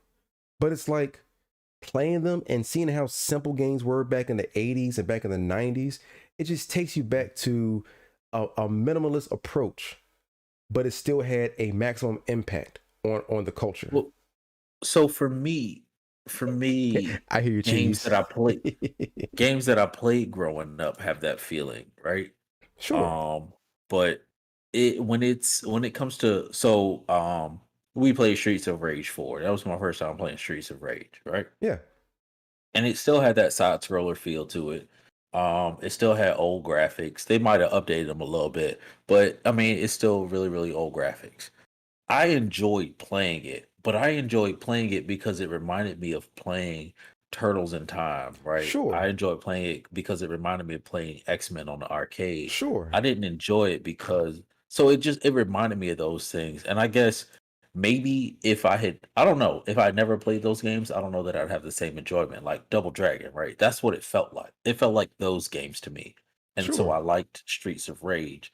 But without those experiences, I don't know that I would have enjoyed it as much. And so when it comes to games that I've never played before that are really old like that, if they don't remind me of something that I've played in the past, it doesn't give me any nostalgia. I Like feel I you. remember sitting around a TV playing Mortal Kombat with a bunch of my friends at a sleepover, and we're all trying to figure out what these fatalities are because there's no internet to look it up right at Yeah. that time. There's no way to go online and try to figure it out. You're just doing your best and you remember what somebody else told you and you're trying to put those codes in and get all the fatalities done. And like so Nintendo Power Jedi. Nintendo Power. so I'll when I play those games, that's what it reminds me of. And I can't forget those times. Yeah. But certain old school games that don't link to something I've played before, don't feel like anything I've played before. They're just bad games Yeah. with crappy graphics to me. And again, and I feel you. I mean, I understand that although we are not that far off in age, there is still a huge generational gap in between games that I grew up with and games that you grew up with. Yeah. So I mean, I'm not afraid to admit it. I'm 40 years old and you're in your early 30s. So it's Yeah. not a huge gap. Like it's not like I'm 90 years old and you're 12. But it's Right. like in the sense of looking at it from just a generational standpoint, a lot of Hmm. the things that I was into either they were slowly dying out by the time you started coming to your own, or they were already gone. Yeah. So So, I, like, for me, yeah, PlayStation came out when I was in elementary school. sure, So and it might have been 5th grade, but sure, still, that was elementary school for me. So as I'm hitting the point where I'm really hitting my video game stride, we're at PlayStation. sure, So which is extremely different. Like, that's a huge update from Nintendo or Atari. sure. And see, and it's like again, that's the stuff I grew up on. Like I remember me and my brother, we both had Ataris. Like I had the Okay. 2600, the or whatever. I keep getting the numbers, but let's say I had the 2600. He had the 5600. Like we both had Mhm. Ataris. Like I had a Nintendo when it first came out, or at least around the Okay. time they first came out. I remember having a Yeah. Sega Genesis. I had a Sega CD. So it's like I have all these old school gaming systems that I grew up with. And of course, you know, being that sure, as a kid, I had people over, but also as a Yeah. kid, I played a lot of games by myself. So there'll be times where I'm in my room just from the time I wake up to the time it's time to go to bed, just knocking games out left and right. Because that was just Okay. my life. That was my culture. So yeah, I look at things like you will never know the frustration of playing the original Ninja Turtle game on Nintendo. Like as dope as it was to play it back in the early 80s, and for those who are in my age bracket and know about the Teenage Mutant Ninja Turtles game for Nintendo, as dope as it was to actually have that in your hands and to play as the four turtles, that game was hard as hell.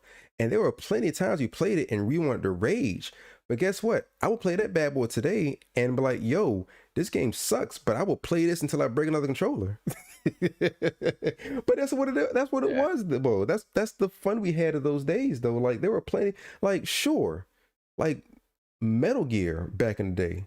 Like that's not a fun game to play because as a 8, 9, 10-year-old kid, I don't know how to play Metal Gear. Like I want to run around and kill people. I can't sneak around and do all this Yeah. stuff. But it's like you put that game in my hands today, and it's like, man, this is dope. It's simple, it's simplistic, it's basic. It's only 2 buttons and a D-pad to play, but Yeah. the story to go along with everything else you playing with is like it's dope. I feel that way about GoldenEye. That's the first, and Another good one. for me, that's the first game I remember playing with like this competitive split screen multiplayer thing. I don't, and maybe there were ones before that I played, but GoldenEye Go, for me was the first one that stood out where I'm playing this split screen trying to kill the other people. And like it's this idea of like this whole screen watching thing. It's like, hey, don't look at my corner of the screen because you're Golden gonna see where I am on the map. Like Go just look at your corner. GoldenEye set a standard. Like that was Oh, there was it's plenty such a there was good game. plenty of first person shooters back in the day, but GoldenEye set a standard because of the multiplayer aspect, because of just the fact of having fun playing that game. Again, quick story. So GoldenEye for me was, I want to say maybe 10th or 11th grade, maybe 11th grade Okay. for me. So again, there were plenty of times where we would get out of school, I'd walk home, get to the crib, and then my guys would come over, my men would come over, my boys would come over, like not too long after that, and we're playing GoldenEye for like for the rest of the night. You know, my man Calvin and Marcus, we playing GoldenEye for the rest of the night. The Spivies, we over here playing GoldenEye for the rest of the night. Stuff like that. And again, and not even looking at just GoldenEye, but I'm looking at a lot of games from the 64 that again brings me back to an easier time in which games were simple but dope, like GoldenEye, Perfect Was Dark. was there anything like Mario Party before Mario Party? Like that if No, I'm talking about games on the 64 that were the types of games that we all go over to somebody's house and we're playing it for hours and hours, it was Mario Party. So like GoldenEye we enjoyed. I've never been great at first person shooters, but like Mario Party, like I loved Mario so Party. if you're looking at party games, there wasn't too many before Mario Party, at least none that I played. Because if you're looking at party games, then you're only looking at things like Wheel of Fortune for Nintendo. Because I remember me and my Okay. mother used to play that. Jeopardy, me and my mother used to play that. Yeah. There was a game called, God dang it, Anticipation. That's Okay. probably one of the if I can think of any one good great childhood memory that I shared with my mother was playing Anticipation on Nintendo, because we used to All play right. that on a weekly basis, and she loved it and I loved it, and it was just a great bonding time. But it's simple games like that. Again, that just brings me back. Again, talk about what we talked about before. GoldenEye, Perfect Dark. Like I remember me and my friend Calvin would sit up. He'd spend the night, and we would literally sit up to like 4 a.m. playing Perfect Playing Dark, Perfect Dark. making the different kind of aliens that have the different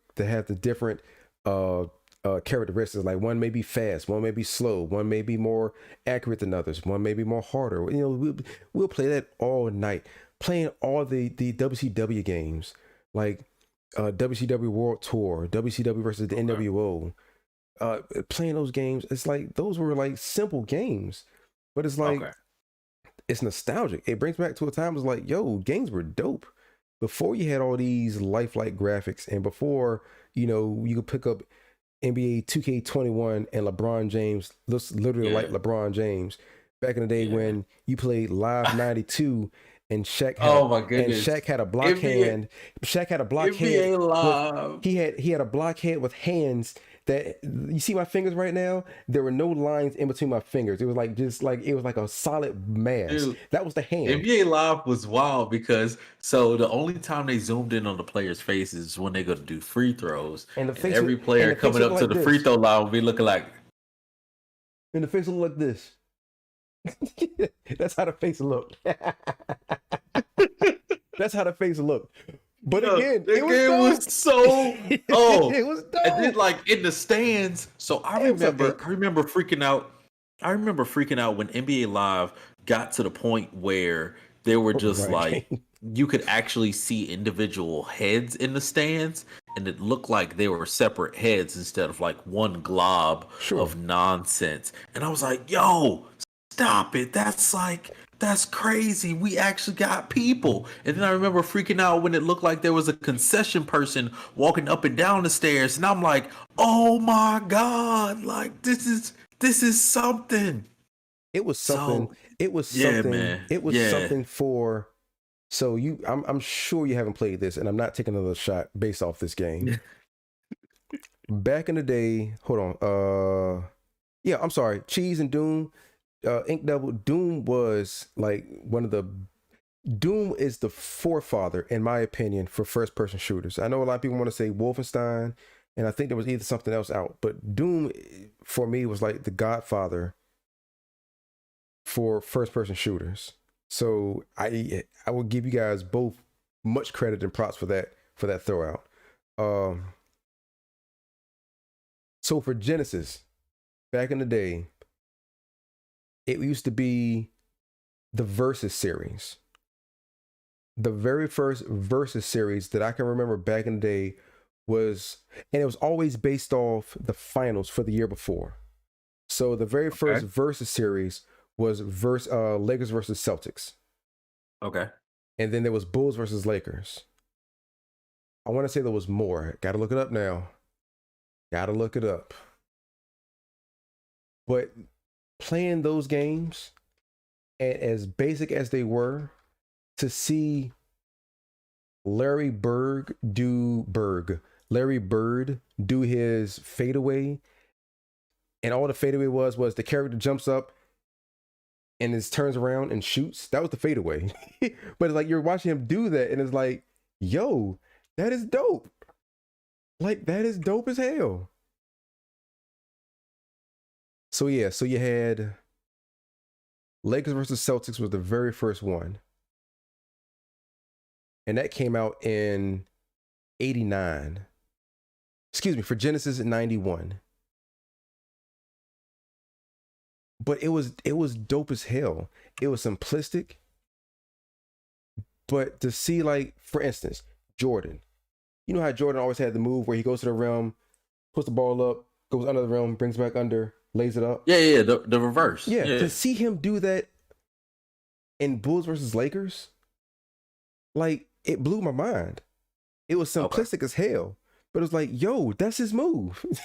Like that's my it. first my earliest basketball game was NBA Jam, the 2-on-2 one. That's the earliest basketball game I remember playing. Versus is definitely I definitely don't remember playing that. NBA Jam was the earliest one I remember playing. Let me see. Oh yeah, Doom was revolutionary and pretty incredible for its time. Crazy how now it's a bit of a joke that almost anything can play Doom. Yeah. From Yeah. downtown. Yeah. He's on fire. Yeah, like that's what I remember is NBA Jam. But see, Yeah. my early memory of video game basketball was, of course, Lakers versus Celtics, Bulls versus Lakers, all those games. Yeah. Double dribble. So as simple as double dribble was. as soon as you say that, now I feel like I've played double dribble, but for the life of me, I can't remember anything about it. As soon as you said double dribble, I was like, hold on now. So Wait a double minute. dribble, I feel like I've played that. dribble was a simple ass game from back in the day on Nintendo, the NES, in which when you went for a dunk, it would always zoom in on it, and the guy would turn silver because that was just the model, and it'll show him dunking. Mm-hmm.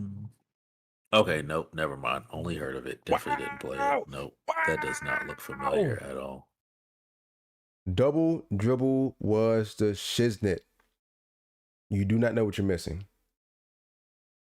There was a spot on the court where if you shot a 3-pointer from that spot each and every time, you could not miss. It was somewhere like in a corner. I used to love that game. I play that game today. It'll be simplistic as hell. I can't. But it'll be dope. Mike, are you still there? Can you hear me? Oh Lord.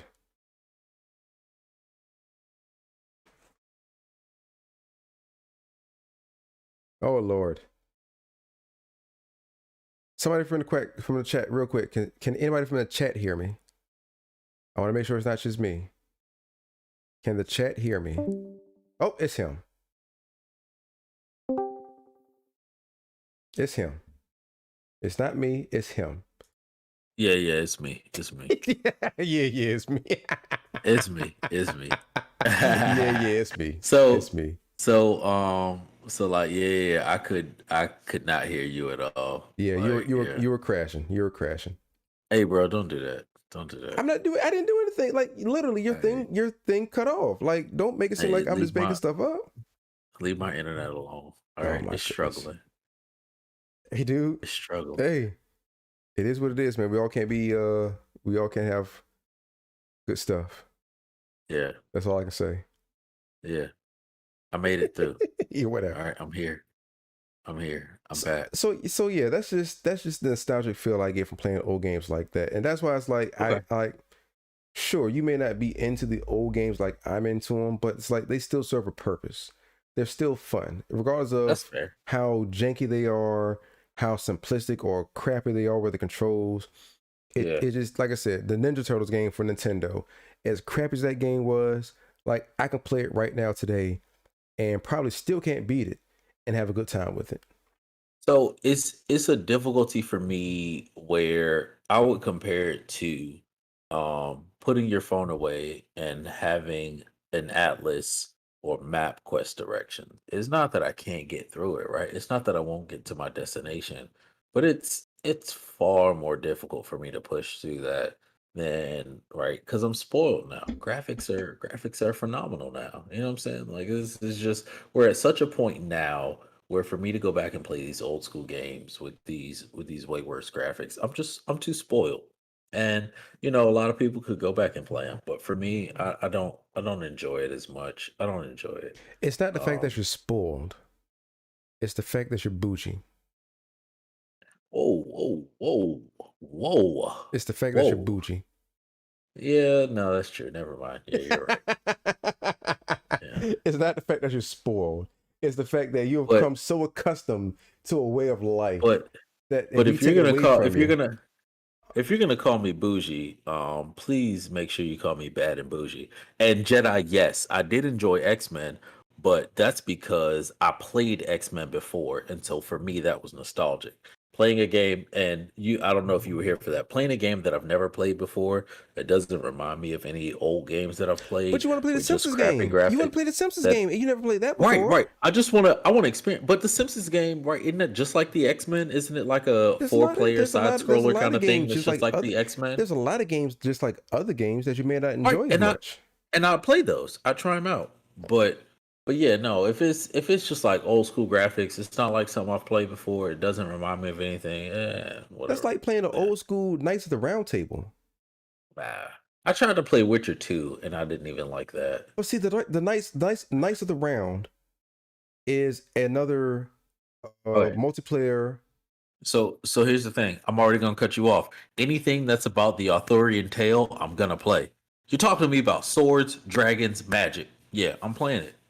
It's over. I'm playing that. King Arthur and the Knights of the Round Table, some of the greatest stories I've ever read. Gawain and the Green Knight, when they announced that they were making that a movie, I almost cried. It was so good. Or playing WWF WrestleFest. I'm gonna make you play that first.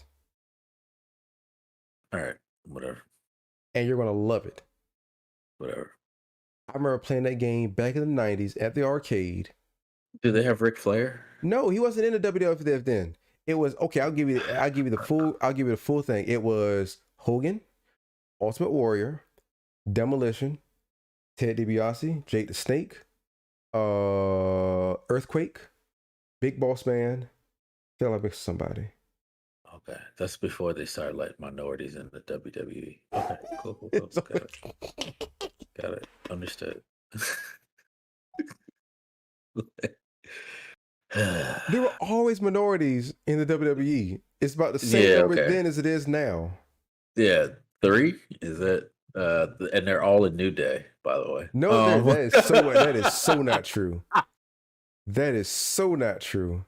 Kofi Kingston, Big Real quick, E, Jedi, and the one you hate. Real quick, Jedi. I have the WWF Royal Rumble on ROM for arcade as well. We'll get into that some other night. That's what's up. Yeah. So it's Kofi Kingston, Big E, and the one you hate. I don't That's the three necessarily hate minorities. Austin Creed. All right. I don't necessarily hate Austin Creed. I hate the fact that Austin Creed spanked me in a game and then tried to steal my girl on the side. Oh, Mr. Steal Your Girl. Mr. Steal Your Girl. So real quick, I'm sure Salak is still here, and Salak's going to hear the story, and she's going to laugh again like she always does. And I think Jada heard the story before. So real quick, give you the story because I'm off tomorrow. I can stretch this out a little bit. So for those who don't know, who aren't big wrestling fans, Xavier Woods, bitter. Hell yeah, I'm bitter. Bitter. Hell yeah, I'm bitter. Bitter. I lost the game and nearly lost my girl.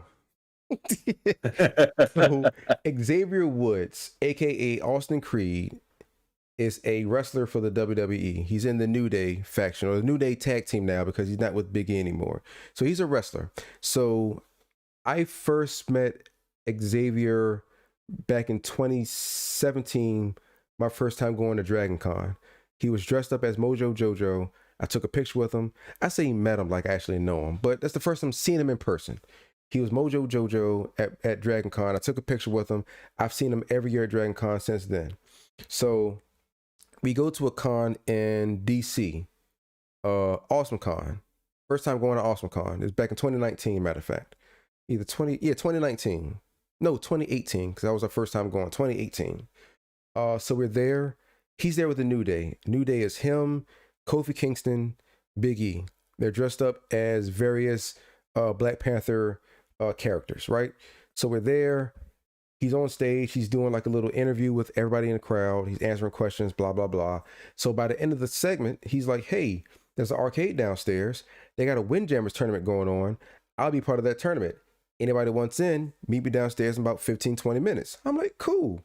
I like playing video games. I never played Windjammers before, but I'll definitely go downstairs and check them out.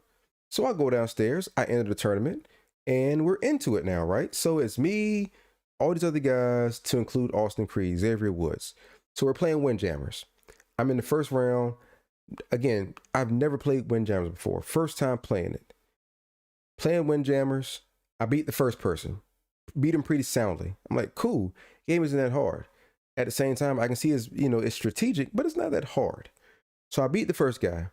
Second guy I played actually happens to be the host of that tournament. He actually lives in the Virginia Beach area, where we are. I'm in Virginia Beach, Virginia. So I play him, a little back and forth. I beat him.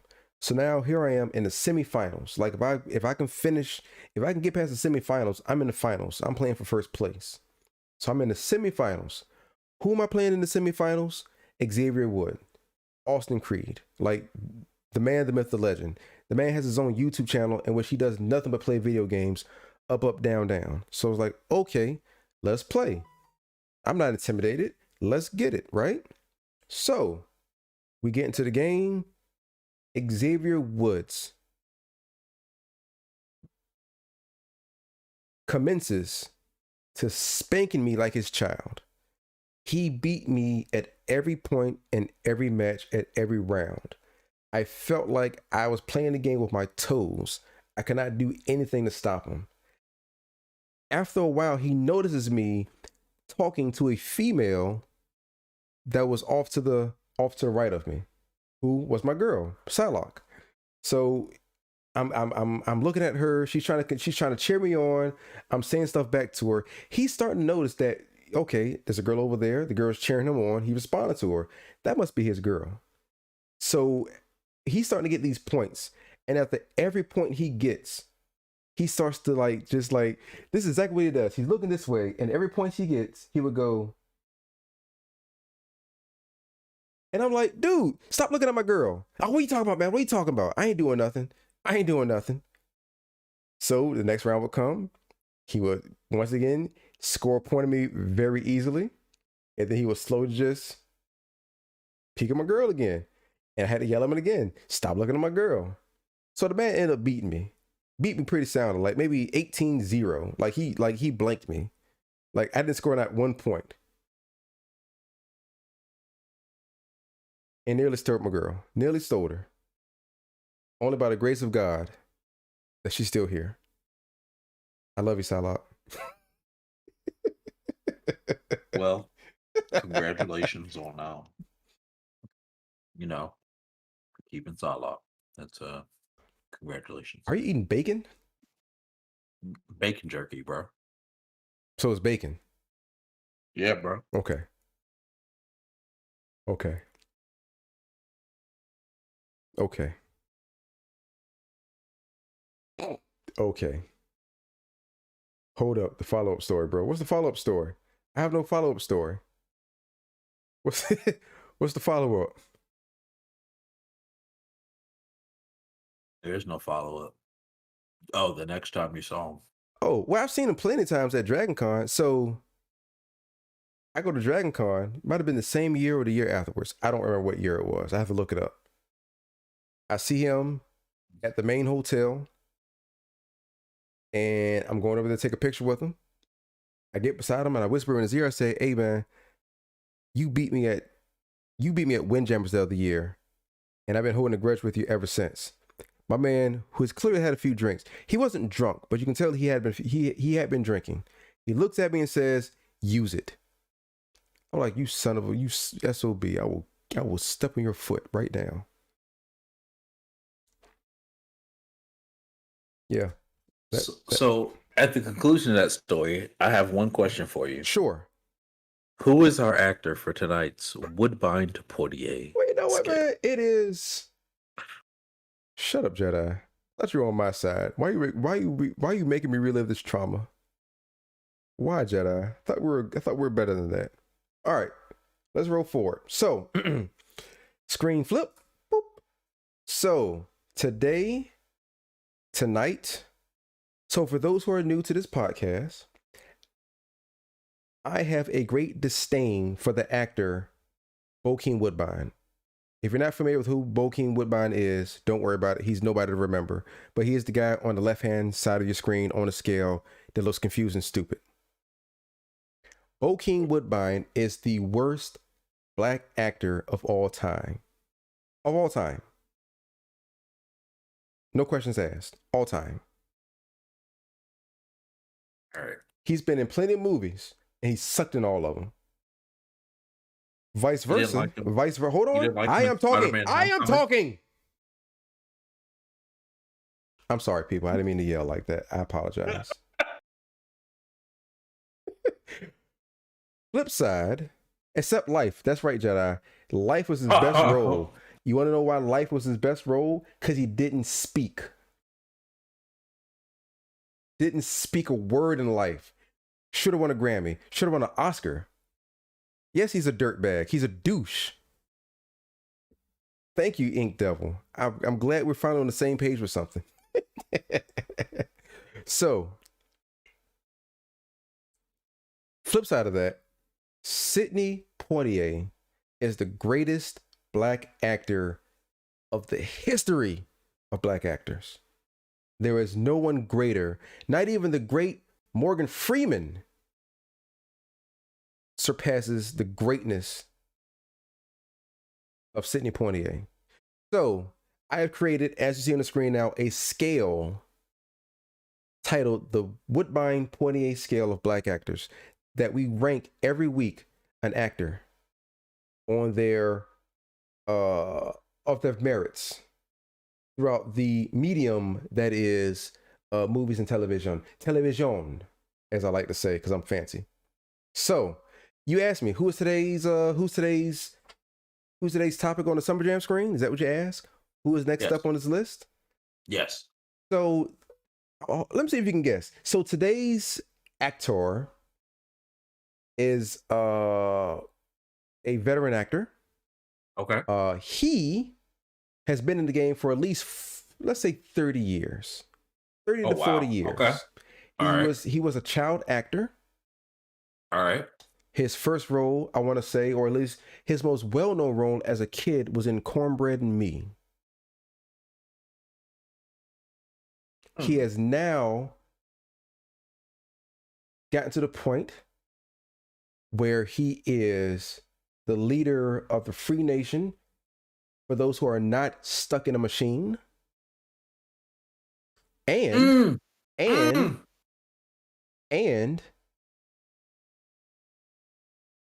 he is helping an assassin get back on his feet for his next movie. Who am I talking about? You are talking about none other than Lawrence Larry Fishburne, who led the freed nation, the only free people left in the Matrix, and is helping an assassin get back on his feet in the John Wick series. Exactly. Exactamundo. Not Forrest Whitaker. You know what, my name? We'll do Forrest Whitaker another day. We would definitely do Forrest Whitaker on another day. But today, it is Lawrence Fishburne. Boop. So, what we like to do is we'll take an actor and we will go through their resume. We'll go through their work. We'll go through his work. Larry or Lawrence, because he wants to be called Lawrence now, because he is high fashion. He is sedity. He has a lot of stuff up here. So we're going to go through his work. Now, being that Lawrence Fishburne was well known more for his movies than TV, we'll keep it to the movies. Because that was his thing. So let's start from the beginning. I'm sorry. As I said before, his breakthrough role was, I said Cornbread and Me, is actually Cornbread Earl and Me, his first role. He was in Apocalypse Now, great movie. Death Wish 2, great movie. The Cotton Club. What people don't realize about The Cotton Club and Lawrence Fishburne is Lawrence Fishburne played the same role in The Cotton Club as he did in Hoodlum. And you guess what role that was? Bumpy Johnson. That is correct. In the Hoodlum, although they call him Bumpy Rose, technically he was Bumpy Johnson. And then in Hoodlum, he was Bumpy Johnson officially. So there you go. So The Color Purple, Swain. There you go.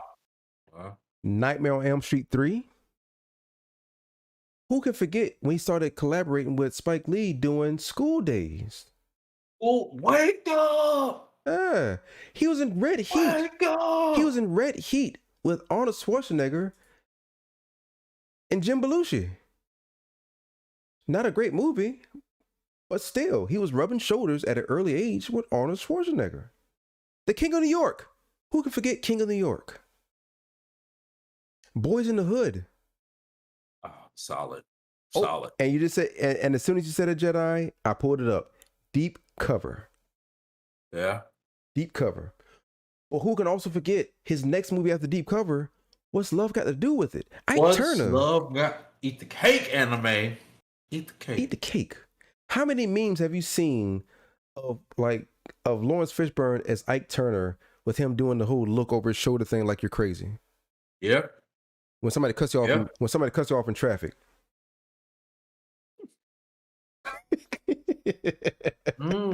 Searching for Bobby Fischer. I remember loving this. I'm a huge chess fan. Don't steal my thunder. Do not steal my thunder. Do not steal my thunder. This is my podcast. Okay? You know what? Hold on. Let me pull you back on the screen so I can see your face. This is my I'm surprised you even still up here. I thought you like walked away or something like that. Don't steal my thunder. Do not steal my thunder. This is my segment. All right. You can have feedback. Do not steal my thunder. I'm eating bacon jerky right now. Okay. Get me back off the screen. Okay. Goodbye. Boop. So, Searching for Bobby Fischer. Great movie. Higher Learning. Another great movie.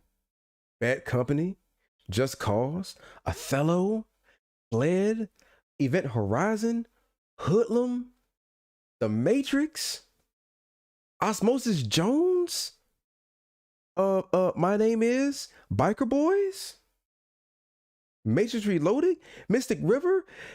Biker Boys was not a good movie. Biker Boys was not a good movie. To this day, Mystic River is the only movie that I know of where a black person tried to use a Boston accent.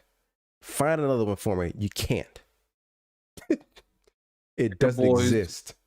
Biker Boys was not a good movie. You do realize I've moved past Biker Boys, right? You do realize that, right? I don't care. You need to acknowledge that. It doesn't matter if it's bad or good. He played in it. It was still a thing. Movie was it was still a thing. Very bad. Matrix Revolutions, Assault on Precinct 13, Kiss Kiss Bang Bang, A Killer and the Bee, Mission Impossible 3, Bobby, Teenage Mutant Ninja Turtles as the narrator. Fantastic Four and the Rise of the Silver Surfer. He was a Silver Surfer. Yeah, we know. Armored. Predators. Yeah. Thank you, Cheese. Predators. Batman vs. Superman as Perry White. Passengers. John Wick 2. Ant-Man and the Wasp. Thank you, Cheese. The Mule. With I think that had Clint Eastwood in it. John Wick 3. And then it kind of goes downhill from there because I've never seen none of the movies after that. Running with the Devil, Where'd You Go, Bernadette, Under the Stadium Lights, The Ice Road. It's not so much whether the movie was bad, but more so if he was bad in the movie. Okay, whatever.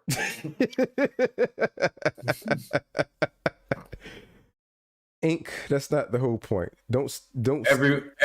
Everyone was bad in Biker Boys. Biker Boys wasn't great. All right. Biker Boys wasn't great, but it served its purpose. So with that being said,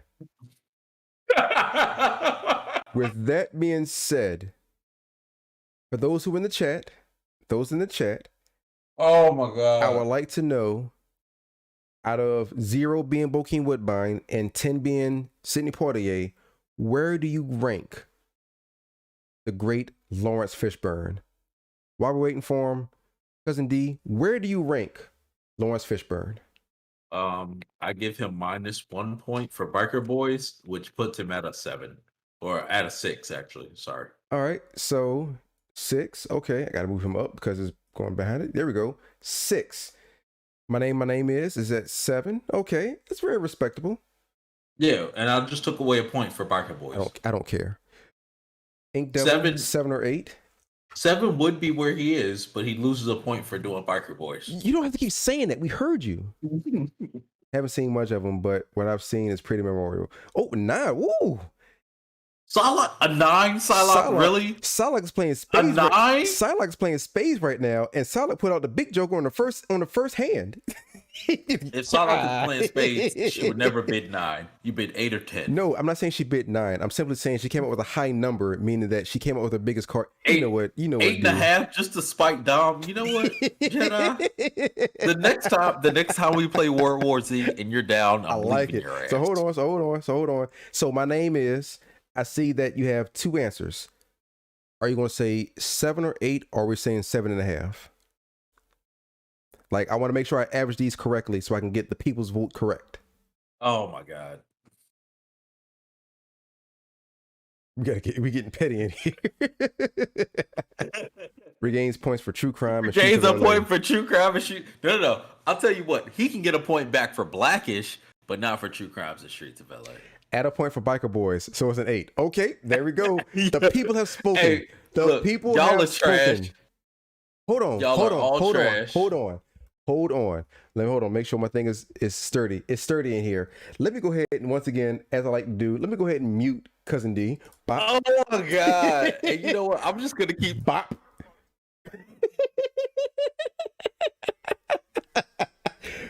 Let me once again mute Cousin D. Bop. People.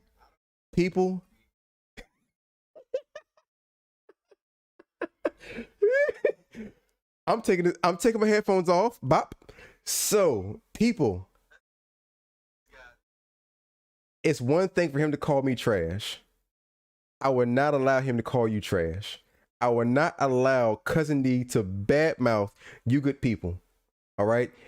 You have taken at least 2 hours now out of your time to view this podcast, and for somebody as an ingrate as Cousin D is, for him to call you trash, I'm insulted by that. All right. So on behalf of me and Cousin D, I apologize for his foul behavior. And if he can find it in his heart to type, I'm sorry, maybe, just maybe, I'll take him off mute. He timed him out. He timed out Gene Studio. It timed him out for 2 seconds. I forgot I made you a moderator.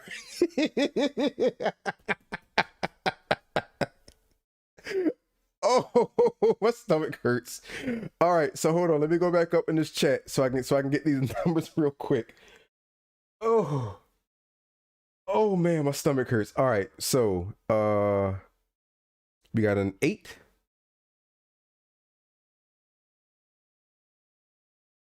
Ink, because I like it so much, I'm gonna say you had an 8 too. Oh, in fact, no, you said 8. So you got an 8 for ink. You got a 8 for cheese. 8.5 for Jedi. A 9 for Psylocke. I'm doing this all wrong. I hadn't been hitting the plus button not one time at this whole thing. 8 plus 8 plus 8.5 plus 9. If I scroll down a little bit, I see Cousin D gave him a 7, I think. The hate. There's no hate. There's no hate. 7 for D. All right. What we got? What we got? And then we divide that by, huh?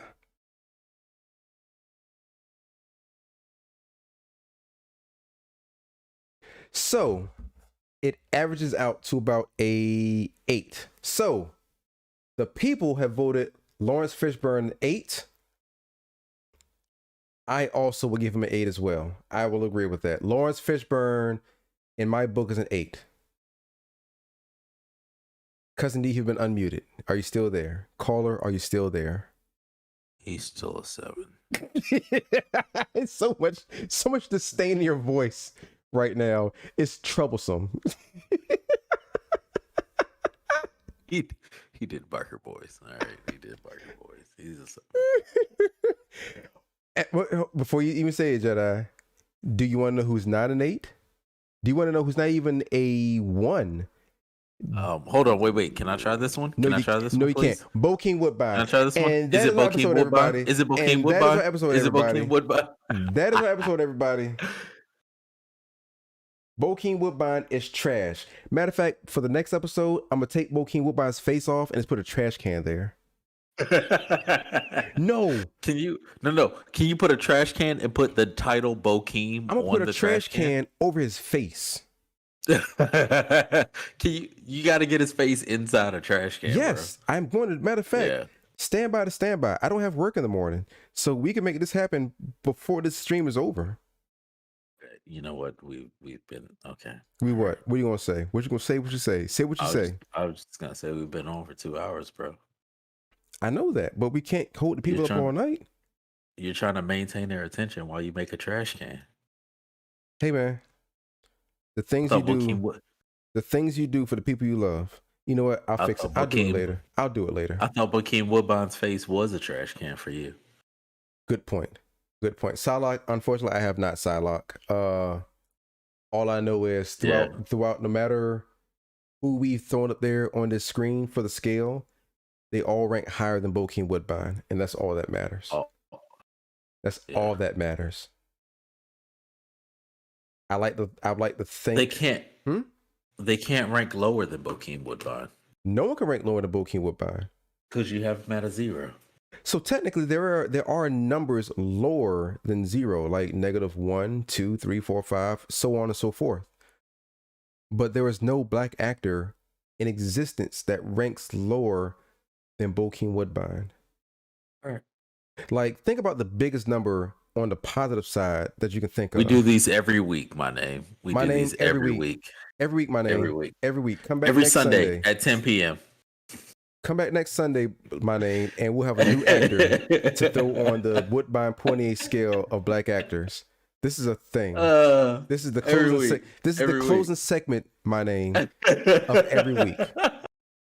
Every week we got to find out who is a better actor than Bokeem Woodbine, and scientifically saying by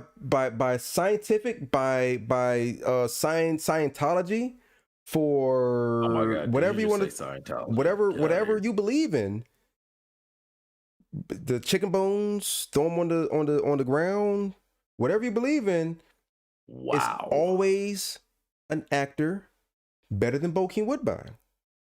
So another thing I want you to think about for next week is what's your actress scale? So technically, because we live in a progressive world, actors can include females and males. So what we'll do Okay, next cool, cool, week cool. is we'll throw a female actor in the mix. Okay, What's dope. going to be significant about that, though, that you probably won't realize until it's too late, is that that person will rank higher than Bokeem Woodbine as well. I mean, I don't know how I wouldn't And realize that's our that. episode today, people. I greatly appreciate the love tonight. I really do. This is our first podcast in which we're simultaneously streaming on Twitch and on YouTube. So, for those who have seen me on YouTube, or for those who are on YouTube viewing me now, thank you. Follow me on YouTube at the Blerd Tribunal. Follow me on Twitter, or excuse me, Twitch at Uncle Mike 80. Cousin D, where can they find you at? I'm on Instagram, Vitruvian Plato, and I do a podcast. It's on Facebook, Ingenious Perspectives. You can find it Yeah. up there, and it's actually anywhere you listen to podcasts, Apple, whatever. Yeah. Ingenious Perspectives. So yeah. And for those viewing it on Twitch, I just switched it back to the dual stream, so you get to see his Instagram tag. So you can definitely copy that, follow him in there. He will stream with us. So the streaming schedule, for those who are normally on Twitch, throwing tomatoes at Biker.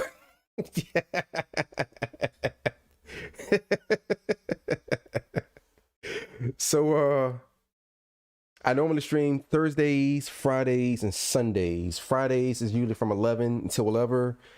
Fridays is from 11 to whenever. Fridays is actually Friday Night Zombie Fight with me, Jedi, and we're trying to get Cousin D in it. He was in there last Friday. We're trying to get him every Friday. We're trying to get through World War Z. So for those who are interested in Friday Night Zombie Fight, come catch us on Fridays. Thursdays, I play Resident Evil Village. If Mac is in this stream right now, Mac scared the piss out of me last time I played it by hosting me and having the alert go off, which scared me to death. Yeah, Dom does die a lot. He dies a whole bunch. Because Hold on now. I'm closing the show off. I'm closing the show. Do not interrupt. Do not make me mute you again.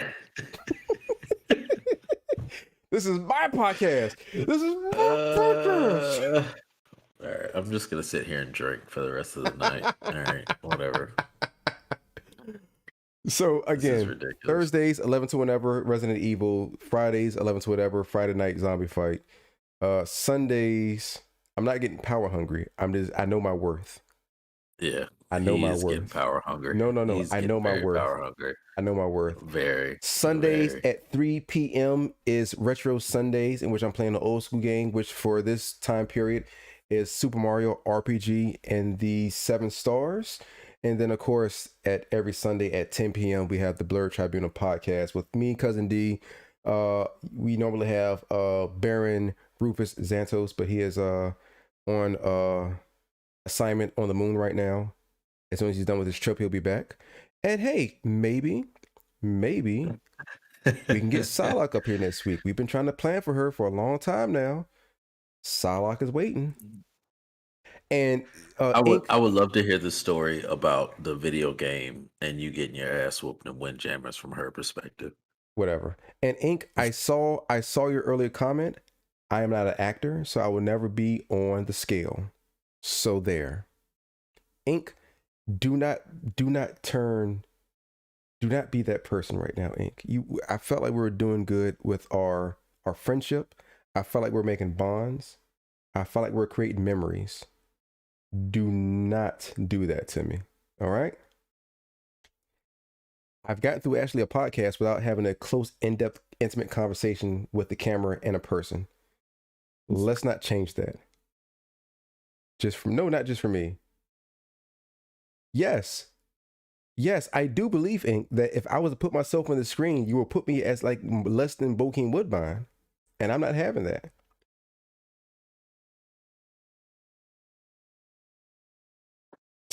Yeah, whatever, Ink. I got time for you. People, again, thank you for the love. Thank you for the conversation. Thank you for the comments. If you haven't done so already, this is my cheap plug. Please follow. If anything, I do try to get some good comment up here. Comment. I do try to have some good I can't think of the word right now. Some good content. There we go. I try to have some good content up here every so often. Content. I know. I was whatever. It's all good. It's all good. You know, you figure it out. Take your time. Take your time. Don't be the church person on me. But please, yeah, go ahead and follow me. Oh, we got the leash emoji up there. Oh, that's dope. I love it. I think I got one too. I'm sure I do. It's in here somewhere. I'm tired of looking for it. Either or, if you haven't done so already, please follow. I have good content. I try to be entertaining. I try to be engaging. If anything like that, I try to embarrass myself every week playing games. And we'll see what happens. So, Cousin D, any last words for the people? I got no last words. I got no last words. Is that your last words? Those are my last words. Yeah, those are my last words.